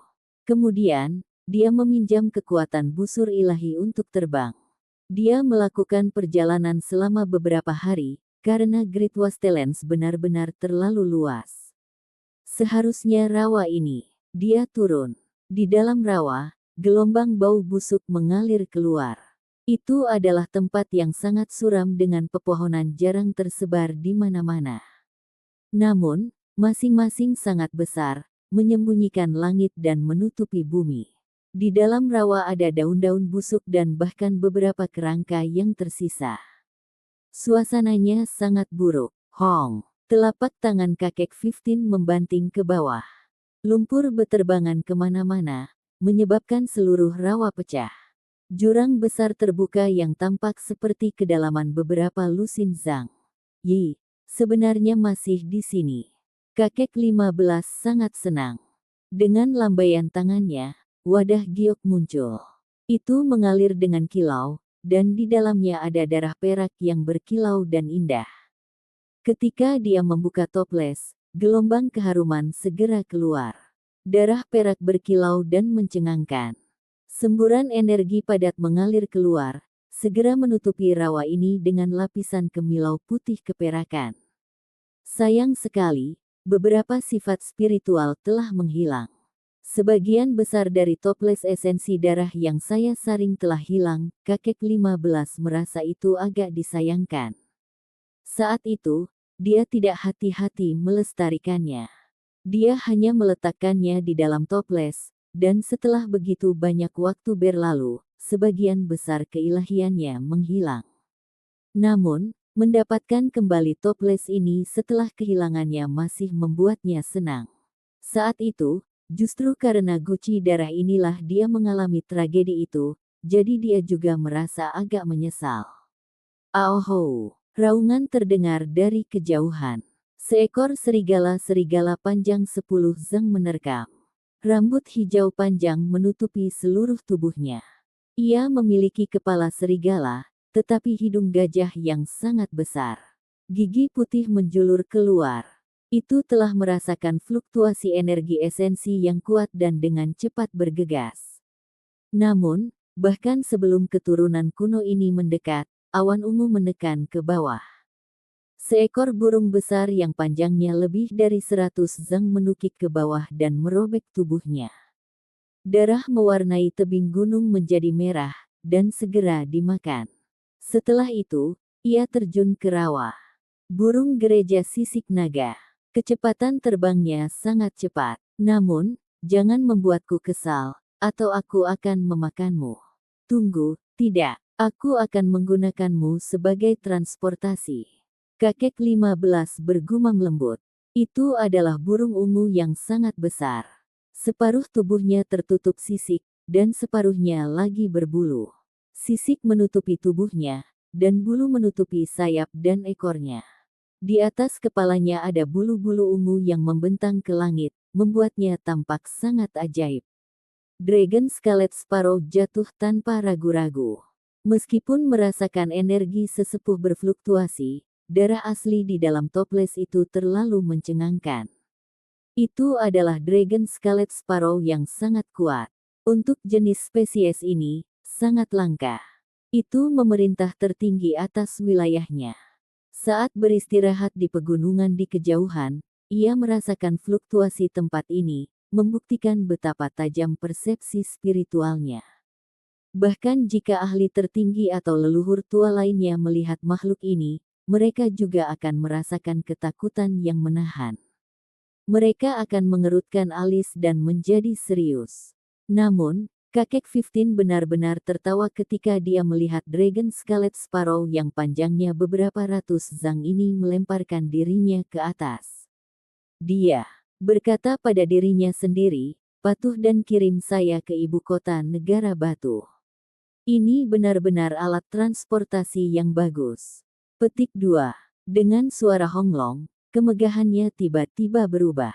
Dia membubung ke udara seperti dewa iblis, menyebarkan aura yang sangat kuat. Saat di udara, dia meraih ke depan. Burung yang sangat besar itu terguncang. Bagaimana bisa manusia sialan itu begitu menakutkan? Dia berubah menjadi ahli yang sangat kuat, dan kekuatannya bahkan mengelilingi tubuh panjang beberapa ratus zang. Bersikaplah, kemarilah. Kakek 15 tertawa keras. Rambutnya seperti rumput yang tidak beraturan, dan janggutnya tidak rapi dan tidak terawat. Namun, dia mampu menahan burung ganas yang begitu besar. Dragon Scarlet Sparrow berjuang dan ingin melarikan diri ke langit. Namun, setelah terjebak oleh tangan yang sangat besar itu, dia tidak bisa melarikan diri. Untaian demi untaian cahaya warna-warni mengalir keluar dari tengah telapak tangan itu dan mulai memurnikannya seolah-olah itu adalah tungku besar. Bawa aku dalam perjalanan. Anda bebas untuk pergi setelah itu. Orang tua itu berbicara. Pada akhirnya, Dragon Scarlet Sparrow menyerah. Tuan yang sangat besar dan menakutkan ini secara alami hidup untuk jangka waktu yang sangat lama. Ia tahu bahwa manusia ini tidak layak untuk diprovokasi dan terlalu menakutkan. Burung raksasa dengan panjang beberapa ratus zang melebarkan sayapnya. Itu berubah menjadi awan ungu dan membawa serta angin kencang, melewati pegunungan langit dengan kecepatan yang mencengangkan. Burung ganas yang begitu kuat secara alami tidak takut akan penampilan makhluk lain. Itu tidak takut dicegat karena bergegas dengan ganas ke awan dan menuju ibu kota negara batu yang jauh. Banyak makhluk terguncang di seluruh pegunungan. Ini adalah penguasa yang tak tertandingi dari seluruh pegunungan ini, namun itu benar-benar menyerah dan menjadi gunung. Tanah terlantar sangat besar, dan wilayahnya sangat luas. Bahkan makhluk secepat Dragon Scarlet Sparrow harus terbang selama beberapa hari sebelum mendekati ibu kota negara batu. Dinding besar yang terbuat dari balok-balok kristal seperti giok mengelilingi tempat ini seperti punggungan gunung. Menara gerbang kota yang tinggi terletak di dalam seperti kuil surgawi. Itu megah dan mengesankan.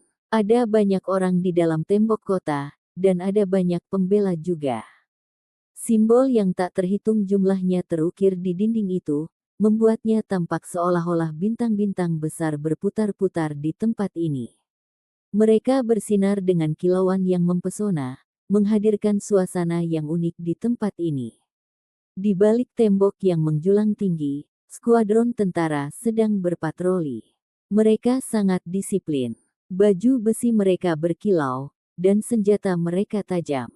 Mereka berkedip-kedip dengan kilau logam dingin dan mengeluarkan gelombang niat membunuh. Ini adalah ibu kota negara batu, jadi semuanya secara alami adalah yang terbaik dari yang terbaik.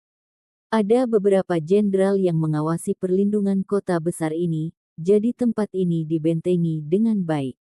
Secara khusus, setelah pola formasi diaktifkan, seluruh kota akan dikelilingi oleh simbol dan menjadi sulit ditembus. Turunnya Dragon Scarlet Sparrow segera menimbulkan gangguan dalam diri para prajurit di tembok kota.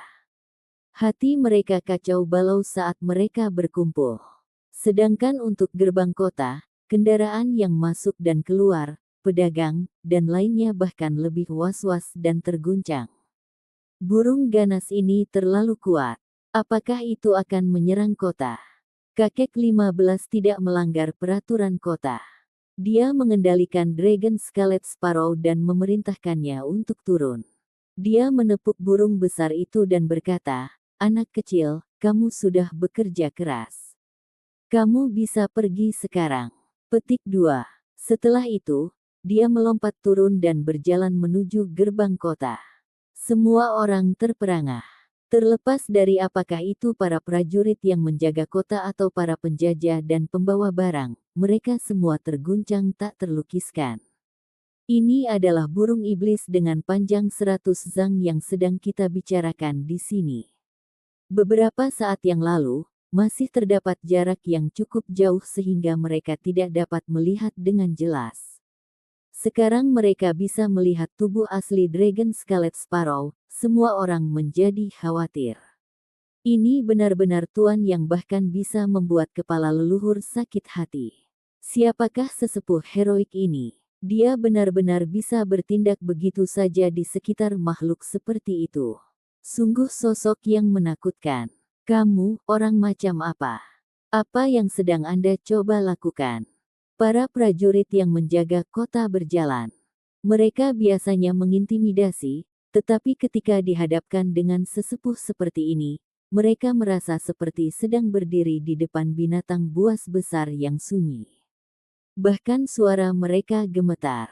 "Aku telah kembali ke rumah." Penatua itu tertawa dengan ramah dan memperlihatkan seteguk gigi seputih salju. Kelompok yang tercengang itu segera mundur. Meskipun mereka bisa melihat bahwa dia sedang tertawa, aura yang dia miliki membuat mereka gemetar. Dari mana sosok ilahi ini berasal? Itu terlalu menakutkan. Dia benar-benar memiliki aura seperti ini, membuat tubuh mereka terasa seperti terbelah. Itu adalah perasaan yang sangat tidak nyaman. Kakek 15 sangat senang ketika dia kembali.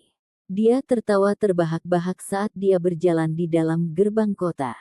Hanya setelah melihatnya masuk, wajah seorang perwira militer menjadi pucat. Dia duduk di lantai dan bergumam, "Kita sudah selesai."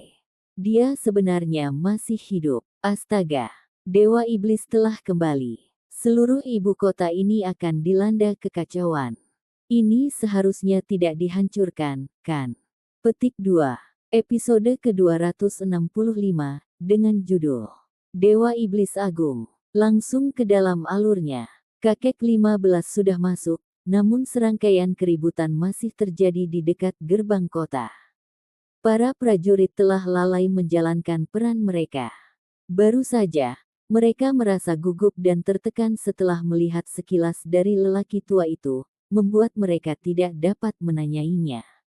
Apa yang terjadi? Gangguan di gerbang kota telah membuat para jenderal di dalam waspada. Sekelompok tentara yang mengenakan baju besi mengkilap dan memegang tombak yang berkedip segera berbaris keluar dari jalan utama, tiba tepat pada waktunya untuk bertemu dengan kakek 15. Semua orang khawatir. Orang tua ini terlalu kuat untuk diabaikan. Aura yang dimilikinya dan esensi spiritual yang menggelegak di dalam dirinya menyerupai tungku besar yang siap melelehkan apapun. Dia tiba saat mengendarai Dragon Scarlet Sparrow. Burung gereja itu adalah raja burung yang sangat kuat. Salah satu tentara bergegas dan membisikkan ini ke telinga sang jenderal, melaporkan situasinya dengan sungguh-sungguh.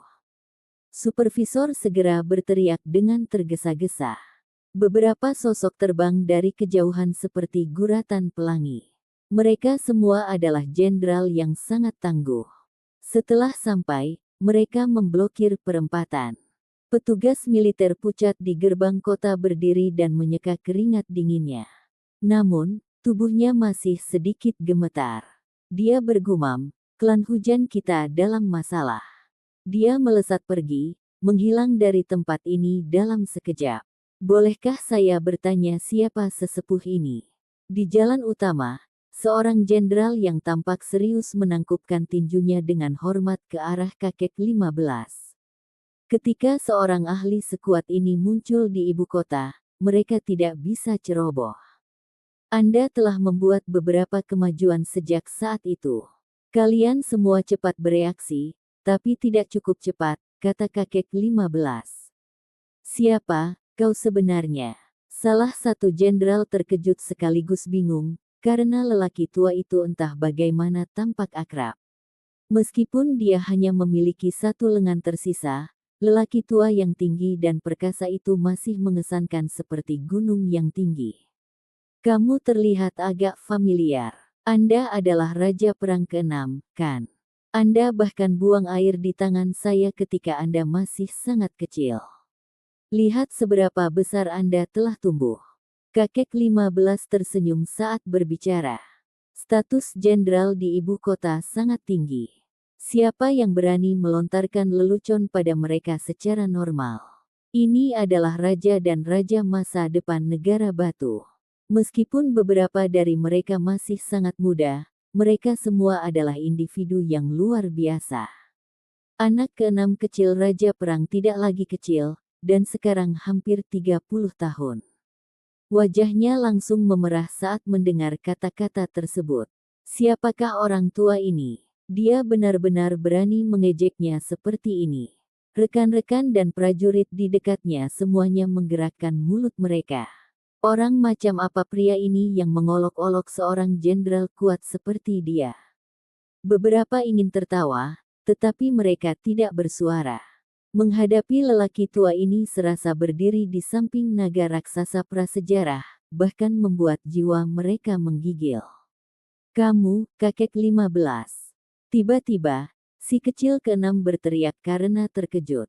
Benar, aku kembali. Kakek 15 tertawa keras dan menepuk pundak kecil ke-6 kekuatannya hampir membuat dia kehabisan napas, dan kakinya dipukuli ke lempengan batu di bawahnya oleh kekuatan tiba-tiba itu. Grandpa 15 kemudian pergi tanpa berkata apa-apa dengan lengan baju yang lebar mengepak di belakangnya. Jarak yang jauh dengan cepat dicapai, karena dia bisa berjalan 100 zang dengan satu langkah. Dia segera tidak terlihat di jalan utama ini. Kakek 15. Setelah pulih dari keheranannya, si kecil ke-6 mulai mengejarnya dengan liar. Itu adalah 15 senior dari Istana Kerajaan Bela Diri, yang disebut Dewa Setan Agung. Ya Tuhan, itu adalah kakek 15 dengan panah ilahi yang tak tertandingi. Tempat ini meletus dengan kegembiraan. Ekspresi semua orang berubah pada berita ini. Ini terlalu menakutkan. Bukankah dia bertarung dalam pertarungan berdarah dengan PCU yang dewasa dan berakhir di suatu tempat? Semua orang merasa kulit kepala mereka mati rasa. Kakek 15 adalah individu kuat yang berani bertarung dengan makhluk yang berada di pegunungan Archaic Divine. Kehebatannya yang luar biasa tak tertandingi, dan kekuatannya mengguncang ibu kota saat itu. Ketika orang-orang membahas peristiwa besar pada tahun-tahun itu, mereka tidak dapat melakukannya tanpa menyebut kakek 15. Dia hampir seperti memiliki kekuatan untuk menegur langit dan bumi, meninggalkan banyak cerita legendaris. Dia berusia sekitar 50 hingga 60 tahun, dan bagi leluhur, dia masih cukup muda. Namun, dia sudah disebut sebagai Dewa Iblis Agung 13 tahun yang lalu. Cepat, kembali dan laporkan ini secepatnya. Semua yang perkasa mengirim orang kembali ke klan mereka di tempat untuk menyampaikan pesan. Salah satu jenderal merasa wajahnya benar-benar tanpa darah. Dia baru saja tiba dan tidak dapat bertemu dengan kakek 15 secara langsung, tetapi rasa takut yang lebih besar tampaknya telah tumbuh di dalam dirinya. Dia berasal dari Martial Imperial Manor, dan tanpa mengucapkan sepatah kata pun, dia berlari ke tembok kota dengan kecepatan luar biasa. Beberapa baris dengan cepat dituliskan di selembar kertas. Dia kemudian meletakkannya di atas altar kecil yang tingginya kira-kira 1 ci. Dengan kelap-kelip pola ilahi, sebuah lorong perak terbuka, dan surat itu hilang. Ini adalah ibu kotanya, dan tembok sekitarnya dilengkapi dengan altar seperti ini demi pengiriman pesan yang cepat. Dia benar-benar sangat ketakutan, merasakan bahwa bencana akan datang. Dia dibesarkan di dalam Martial Imperial Manor, jadi dia tahu segalanya tentang insiden itu. Sekarang setelah kakek 15 kembali, bahkan jika dia tidak membalikkan keadaan ibu kota, dia tetap tidak akan pernah melepaskan masalah ini. Ini adalah kakek 15 yang tak tertandingi yang sedang kita bicarakan. Dengan sifat yang tegas dan pantang menyerah seperti miliknya, bagaimana mungkin dia bisa tahan dengan tulang tertinggi cucunya yang sedang digali? Selain dia, wajah jenderal lain dari klan hujan juga menjadi pucat. Dia tidak hanya mengirim utusan kembali, tetapi juga menggunakan altar kecil untuk menyampaikan berita dengan segera. Arus bawah membanjiri jalan utama ini.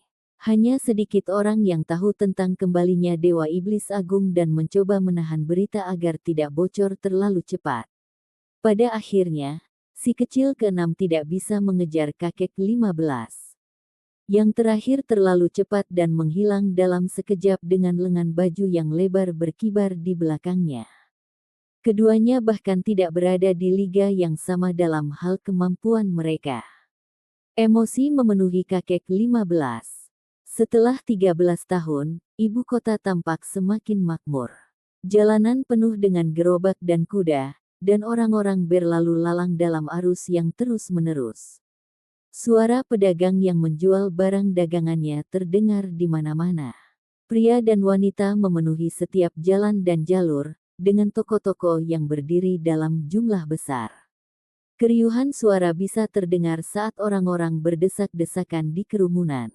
Bagi seorang lelaki tua yang telah terperangkap di tanah miskin selama lebih dari 10 tahun, kota yang sibuk seperti ini sangat menyambut. Dia tertawa terbahak-bahak dengan pikiran yang benar-benar tanpa beban.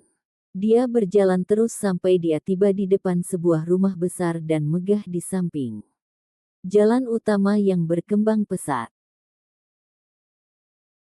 Rumah itu sangat luas. Di atas gerbang Vermilion, seekor binatang keberuntungan memegang cincin di mulutnya.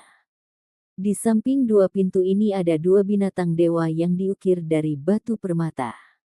Marmer putih menutupi lantai, memperjelas bahwa ini adalah rumah bangsawan.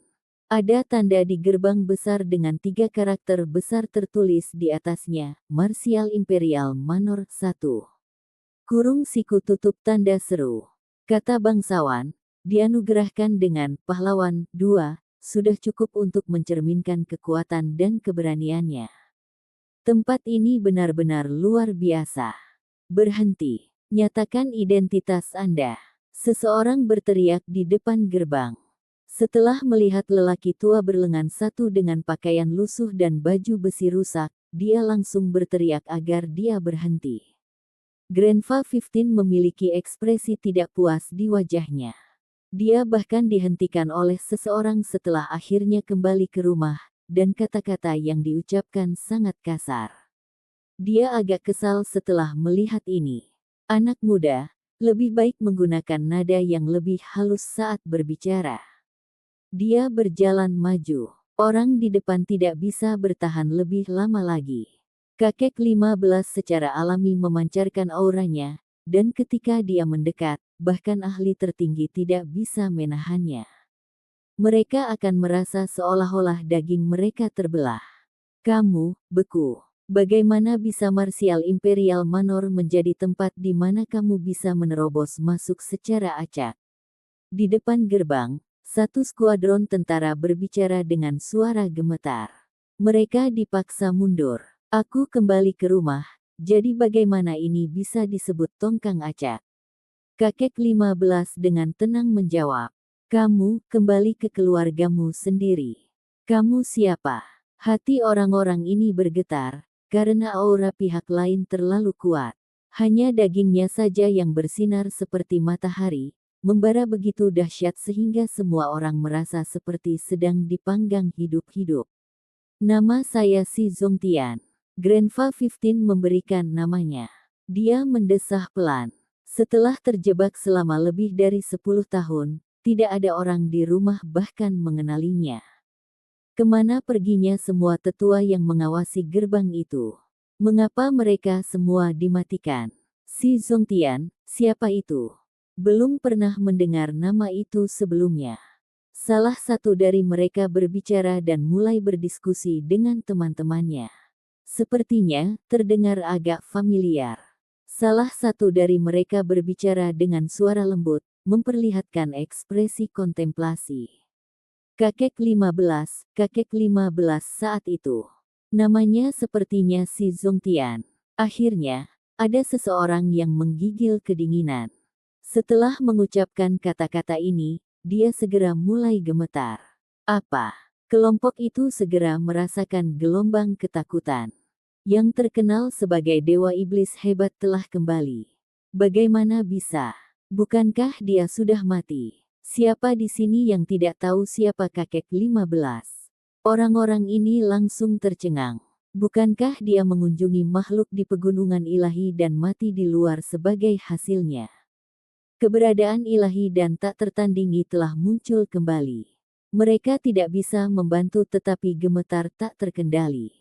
Ketika mereka melihat baju besi yang rusak dan busur besar di punggungnya, orang-orang ini mulai mundur, karena mereka mempercayainya. Dengan aura seperti ini dan kepercayaan diri yang tak tertandingi, siapa lagi yang bisa melakukannya? Ini pasti kembalinya kakek 15. Orang-orang ini mulai gemetar dari ujung kepala sampai ujung kaki. Siapa yang kembali? Siapa yang kembali? Dengan suara kuangdang, pintu baja merah besar terbuka dan seorang tetua dengan rambut putih dan janggut berjalan keluar. Ketika dia melihat kakek 15, dia pertama kali terkejut. Setelah menggosok matanya, dia kemudian terkejut saat dia dengan cepat bergegas. 15 tahun, apakah ini benar-benar kamu? Dia sangat tersentuh, dan dia dengan cepat meraih lengan kakek 15 yang tersisa. Haha, ini aku. Kakak ketujuh, setelah tidak melihatmu selama bertahun-tahun, kamu tampaknya menjadi lebih dekat denganku. Kamu tidak membenciku lagi. Grandpa 15 tertawa keras saat bercanda. Bagaimana bisa? Dan bagaimana kita bisa bersaudara mengatakan hal-hal seperti ini? Ini akan menjadi babak baru di antara kita. Astaga, aku tidak sedang bermimpi, kan? Usia 15 tahun, Anda benar-benar masih hidup. Cepatlah masuk agar seluruh klan bisa bahagia. Penatua memiliki senyum lebar di wajahnya saat dia berbicara. Ketika mereka masuk ke dalam, sekelompok tentara segera berjalan keluar dengan ekspresi yang sangat serius. Orang-orang ini biasanya menjaga pintu keluar manor, dan mereka saat ini menutup gerbang besar. Ini adalah pesan ke dunia luar yang mengatakan bahwa mereka tidak melihat tamu lain hari ini. Pada saat yang sama, di dalam manor, sebuah altar kecil menyala. Surat-surat menghilang satu demi satu. Di dalam mansion di tempat terpencil, sesepuh yang mengalir dengan cahaya keemasan dihentikan. Dia segera berbicara dengan marah, Si Yuan, apa yang kalian berdua coba lakukan? Rumah itu sangat luas. Di atas gerbang Vermilion, seekor binatang keberuntungan memegang cincin di mulutnya. Di samping dua pintu ini ada dua binatang dewa yang diukir dari batu permata. Marmer putih menutupi lantai, memperjelas bahwa ini adalah rumah bangsawan. Ada tanda di gerbang besar dengan 3 karakter besar tertulis di atasnya, Martial Imperial Manor 1. Kurung siku tutup tanda seru. Kata bangsawan, dianugerahkan dengan pahlawan 2, sudah cukup untuk mencerminkan kekuatan dan keberaniannya. Tempat ini benar-benar luar biasa. Berhenti. Nyatakan identitas Anda. Seseorang berteriak di depan gerbang. Setelah melihat lelaki tua berlengan satu dengan pakaian lusuh dan baju besi rusak, dia langsung berteriak agar dia berhenti.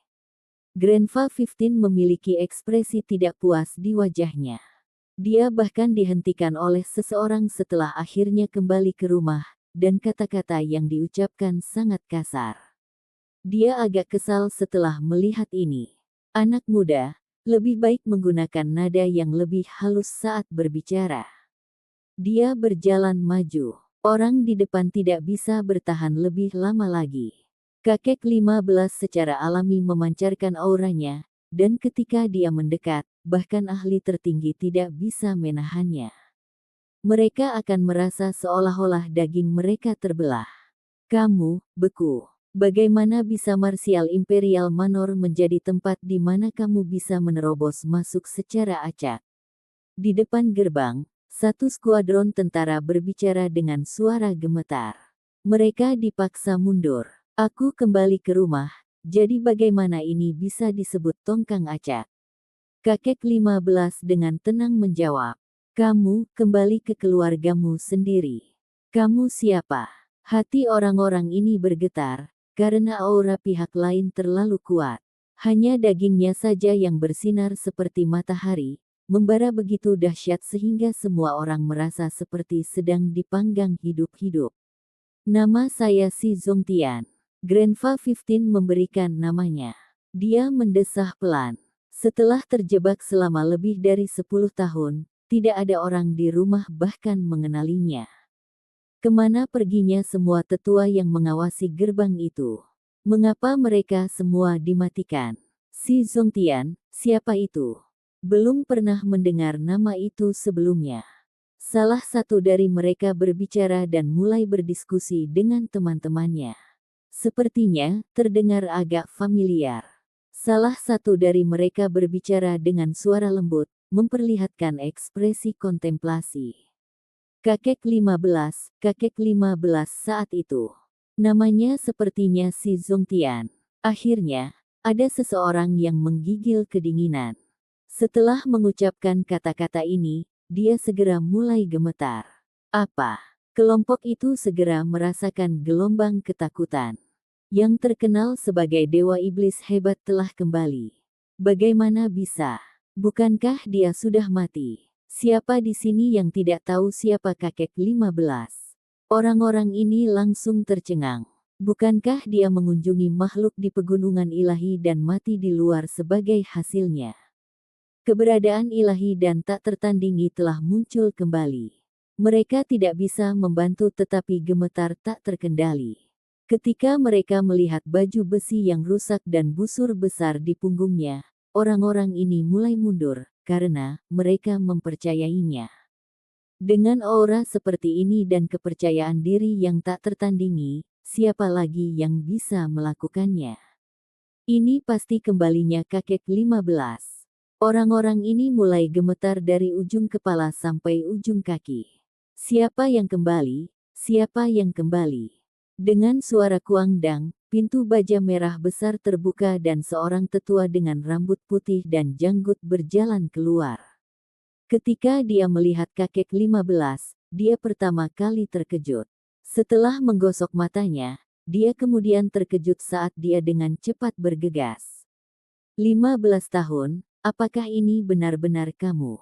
Dia sangat tersentuh, dan dia dengan cepat meraih lengan kakek 15 yang tersisa. Haha, ini aku, kakak ketujuh, setelah tidak melihatmu selama bertahun-tahun, kamu tampaknya menjadi lebih dekat denganku. Kamu tidak membenciku lagi. Grandpa 15 tertawa keras saat bercanda. Bagaimana bisa? Dan bagaimana kita bisa bersaudara mengatakan hal-hal seperti ini? Ini akan menjadi babak baru di antara kita. Astaga, aku tidak sedang bermimpi, kan? Usia 15 tahun, Anda benar-benar masih hidup. Cepatlah masuk agar seluruh klan bisa bahagia. Penatua memiliki senyum lebar di wajahnya saat dia berbicara. Ketika mereka masuk ke dalam, sekelompok tentara segera berjalan keluar dengan ekspresi yang sangat serius. Orang-orang ini biasanya menjaga pintu keluar manor, dan mereka saat ini menutup gerbang besar. Ini adalah pesan ke dunia luar yang mengatakan bahwa mereka tidak melihat tamu lain hari ini. Pada saat yang sama, di dalam manor, sebuah altar kecil menyala. Surat-surat menghilang satu demi satu. Di dalam mansion di tempat terpencil, sesepuh yang mengalir dengan cahaya keemasan dihentikan. Dia segera berbicara dengan marah, "Si Yuan, apa yang kalian berdua coba lakukan?" Kakak keempat, jangan tidak sabar. Anda harus istirahat di sana sebentar. Anda tidak perlu keluar. Petik 2. Karena kamu memperlakukanku seperti ini, biar ku tebak. Apakah Siling kembali? Tidak, kalian takut aku mengatakan hal-hal yang tidak seharusnya dikatakan, mungkinkah sosok yang lebih kuat datang? Petik 2. Stone Manor benar-benar cukup besar. Aula istana ada di mana-mana, membuatnya seolah-olah istana surgawi telah turun ke dunia fana. Namun, ini benar-benar normal karena populasi anggota klan yang berkembang pesat. Kakek 15 perlahan masuk. Dia merasakan gelombang frustrasi dan kekecewaan, karena kali ini dia pergi selama lebih dari 10 tahun. Dia tidak bisa menikmati pertumbuhan dan kebahagiaan cucunya. Sekarang, anak itu pasti sudah dewasa, jadi dia tidak bisa lagi melihat seperti apa dia ketika dia masih kecil. Namun, dia masih senang. Dia akhirnya bisa kembali ke rumah dan bersatu kembali dengan semua orang. Kakak ketujuh, kemana kau akan membawaku? Saya ingin pergi ke kediaman saya sendiri. Mengapa Anda membawa saya ke aula utama? Kakek 15 bertanya. Kakek 15, kali ini kau pergi lebih dari 10 tahun. Semua orang sudah mengira bahwa Anda meninggalkan dunia ini. Kami jelas perlu mengumpulkan semua orang terlebih dahulu agar Anda dapat bertemu dengan mereka semua. Petik 2. Ada banyak orang yang sibuk, mencoba menyebarkan berita. Seluruh Stone Manor sibuk dengan keributan dan kebisingan.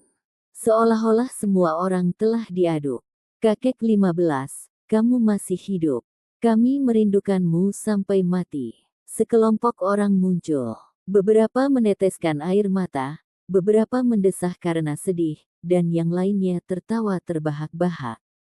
Kakek 15 juga merasakan gelombang emosi menguasainya. Setelah sekian tahun berlalu, orang-orang ini telah menua. Saat itu, mereka semua takut padanya, dan tidak banyak yang bisa dekat dengannya.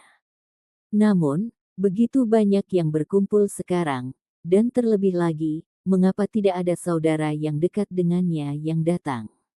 Setelah itu, beberapa leluhur tua juga datang, dengan Sili menjadi salah satunya. Jika si Hao ada di sini, dia pasti akan menghadapinya dengan sikap dingin. Saat itu, dia adalah kekuatan pendorong di belakang orang-orang yang menyerang orang tuanya, serta orang yang melindungi kerabat Si. Dia peringkat ke-9 di antara para leluhur, dan otoritasnya sangat luar biasa. Zongtian, bagimu untuk kembali hidup-hidup adalah berita bagus. Dewa pertempuran klan saya telah kembali hidup. Rumah besar ini harus dirayakan selama sebulan penuh, hahaha. Sili tertawa keras. Dia memiliki tingkat yang lebih tinggi dari status kakek 15, dan merupakan leluhur tua yang benar-benar memiliki otoritas. Kakek 15 juga tersenyum, tetapi ada keraguan yang muncul di dalam hatinya. Mengapa tidak satupun dari mereka yang memiliki hubungan baik datang ke sini? Misalnya, ada paman keempat leluhur tua yang seperti singa emas, serta saudara-saudaranya yang lain. Di mana mereka? Paman 15. Kakek leluhur. Sejumlah besar ahli memasuki istana untuk memberi penghormatan. Ada orang paruh baya dan anak-anak yang tampak sangat bersemangat. Mereka semua berteriak bersama dengan sopan. Ketika Grandpa 15 melihat sekeliling, dia menyadari bahwa dia tidak mengenali sebagian besar anak-anak. Setelah 10 tahun atau lebih, ada banyak wajah baru di dalam mansion. Beberapa bakat alami anak-anak tidak buruk. Kakek 15, kamu benar-benar tangguh. Anda bisa lolos dari bencana besar dan hidup. Beberapa tetua dengan status yang sangat tinggi muncul. Salah satu dari mereka memiliki pupil yang mempesona dan mengenakan gaun abu-abu, memiliki aura yang kuat. Namanya Si Yuan, dan di antara leluhur, dia menduduki peringkat kelima. Selama pertempuran tahun itu, dia bertarung melawan Si Ziling sambil melindungi Si Yi dan ibunya, menderita luka parah sebagai akibatnya. Dia masih memiliki identitas lain, dan dia dan Si Yi memiliki hubungan darah yang tidak dapat disangkal. Dia adalah kakek buyut dari pihak ayah. Jika Si Hao ada di sini, dia pasti akan ingat bahwa di dalam ruangan bawah tanah itu, ada dua tetua yang telah masuk dan meninggalkan ruangan saat dia berbohong di tempat tidur sedingin es itu. Sementara Ibu Si Yi menggunakan bayangan gelap itu untuk mencungkil tulang makhluk tertingginya dengan darah, ada satu yang ingin wanita beracun itu mati, sementara yang lain melakukan semua yang dia bisa untuk melindunginya. Yang terakhir justru orang ini, Si Yuan. Ini juga orang yang bertengkar hebat dengan Si Ziling. Pandangan pribadi orang ini sangat mempengaruhi keputusan seluruh mansion. Vitalitas paman kelima tampaknya luar biasa, semakin muda dan semakin muda. Kakek 15 berbicara. Dia adalah generasi yang lebih muda dari pihak lain. Ketika Si Yuan memperhatikan lengan baju kosong itu, dia segera tahu bahwa pihak lain kehilangan salah satu lengannya. Sambil menghela nafas, dia berkata, Zongtian, Sai, lenganmu, apa yang terjadi? Tapi terlepas dari itu, ada baiknya kamu selamat. Petik 2. Dia kemudian melihat busur besar kakek 15, dan kilatan bersinar di bagian terdalam matanya. Orang lain tidak punya cara untuk melihat ini. Dengan hanya satu tangan tersisa, bisakah panah ilahi masih begitu mengguncang dunia? Si Yuan mulai mempertimbangkan ini, dan dia segera merasa jauh lebih santai. Paman kelima memiliki keturunan yang baik. Yier memiliki 2 murid dan sebanding dengan orang suci dan dewa kuno. Dalam 10 tahun atau lebih, dia pasti bisa mengguncang negara batu, kan? Kakek 15 bertanya. Kesannya terhadap Si Yi sangat dalam, karena dia benar-benar anak yang luar biasa. Di masa depan, prestasinya tidak terbayangkan. Yier benar-benar luar biasa. Tidak hanya dia tak tertandingi di negara batu, ini mungkin benar untuk semua tanah air besar. Memanggilnya makhluk tertinggi muda tidak akan terlalu berlebihan, Si Li berbicara dari samping. Semua orang di dalam aula istana mulai berdiskusi dan menganggukkan kepala setuju. Segala jenis pujian dibunyikan. Haha, Haoer keluargaku juga seharusnya tidak seburuk itu, kan? Saya selalu merasa bahwa anak kecil itu cukup unik. Saat itu, saya tidak pernah memeriksa tubuhnya dengan cermat, tetapi sebagai keturunan saya, bagaimana dia bisa gagal? Kakek 15 juga agak percaya diri.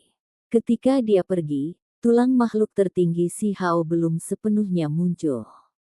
Hanya ketika dia meninggalkan Si Ziling dan istrinya mereka mengetahuinya, jadi lelaki tua itu tidak tahu.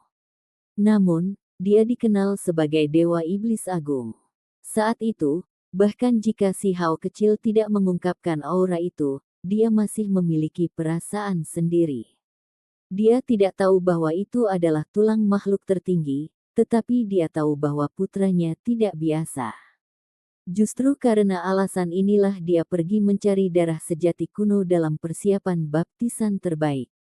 Orang tua ini sangat heroik, dan dikenal karena panah ilahi yang tak tertandingi serta julukan Dewa Setan Besar. Namun, bagi klan dan keluarganya, dia sangat akrab. Untuk cucunya sendiri, dia rela pergi ke medan perang 100 klan. Dia penuh cinta terhadap Si Hao. Ketika kakek 15 mengucapkan kata-kata ini, banyak orang mulai tersenyum. Namun, setelah diperiksa lebih dekat, orang akan menemukan bahwa mereka tampak agak tidak wajar. Haoer juga cukup bagus. Dia benar-benar mempesona dan nomor 2 setelah Yier. Dia juga jenius yang jarang terlihat, kata Sili sambil tersenyum. Para tetua klan, leluhur, dan yang lainnya semuanya berbicara. Mereka mulai saling menirukan, memuji Si Hao. Namun, mereka tidak menyangka ekspresi kakek 15 akan berubah. Meskipun saya tidak tahu apa yang spesial dari tubuh Hao, saya mengerti dengan jelas bahwa itu tidak sederhana. Mungkinkah dia benar-benar orang kedua setelah Yier? Petik 2. Semua orang kaget. Terlepas dari apakah itu status tinggi atau rendah, mereka semua berkeringat dingin. Ini, dia benar-benar Dewa Iblis Agung. Bahkan tanpa penampilan tulang makhluk tertinggi, dia sudah mampu mengembangkan perasaan seperti itu. Di mana Ziling dan istrinya? Mengapa mereka tidak datang menemui saya? Kakek 15 dengan tenang bertanya. Mereka ada di luar mansion. Mereka pergi ke perbatasan barat dan akan segera kembali. Sili tersenyum saat berbicara. Meskipun dia adalah generasi di atas kakek 15, ketika berhadapan dengan lelaki tua ini, dia masih merasakan gelombang ketakutan. Siapakah kakek 15? Saat itu, dia terkenal sebagai Dewa Iblis Agung. Muridnya segera menjadi sedikit dingin saat dia menyapu pandangannya ke semua orang. Kemudian, dia tiba-tiba berteriak dengan suara keras, "Di mana Haoer saya?" Suara yang sangat keras dan ilahi ini terdengar seperti kilat yang menghantam dari 9 langit. Seluruh aula utama bergetar dengan suara weng-weng. Sili, khususnya, merasa seolah-olah petir telah meretas tengkoraknya, membuat pikirannya terasa sedikit kabur. Dengan suara kaca, kursi di bawahnya retak, dan dia kemudian mendarat dengan pantatnya di tanah. Wajahnya sangat pucat, dan tubuhnya mulai bergetar tak terkendali. Sampai jumpa di episode selanjutnya. Selamat beraktivitas dan sampai jumpa.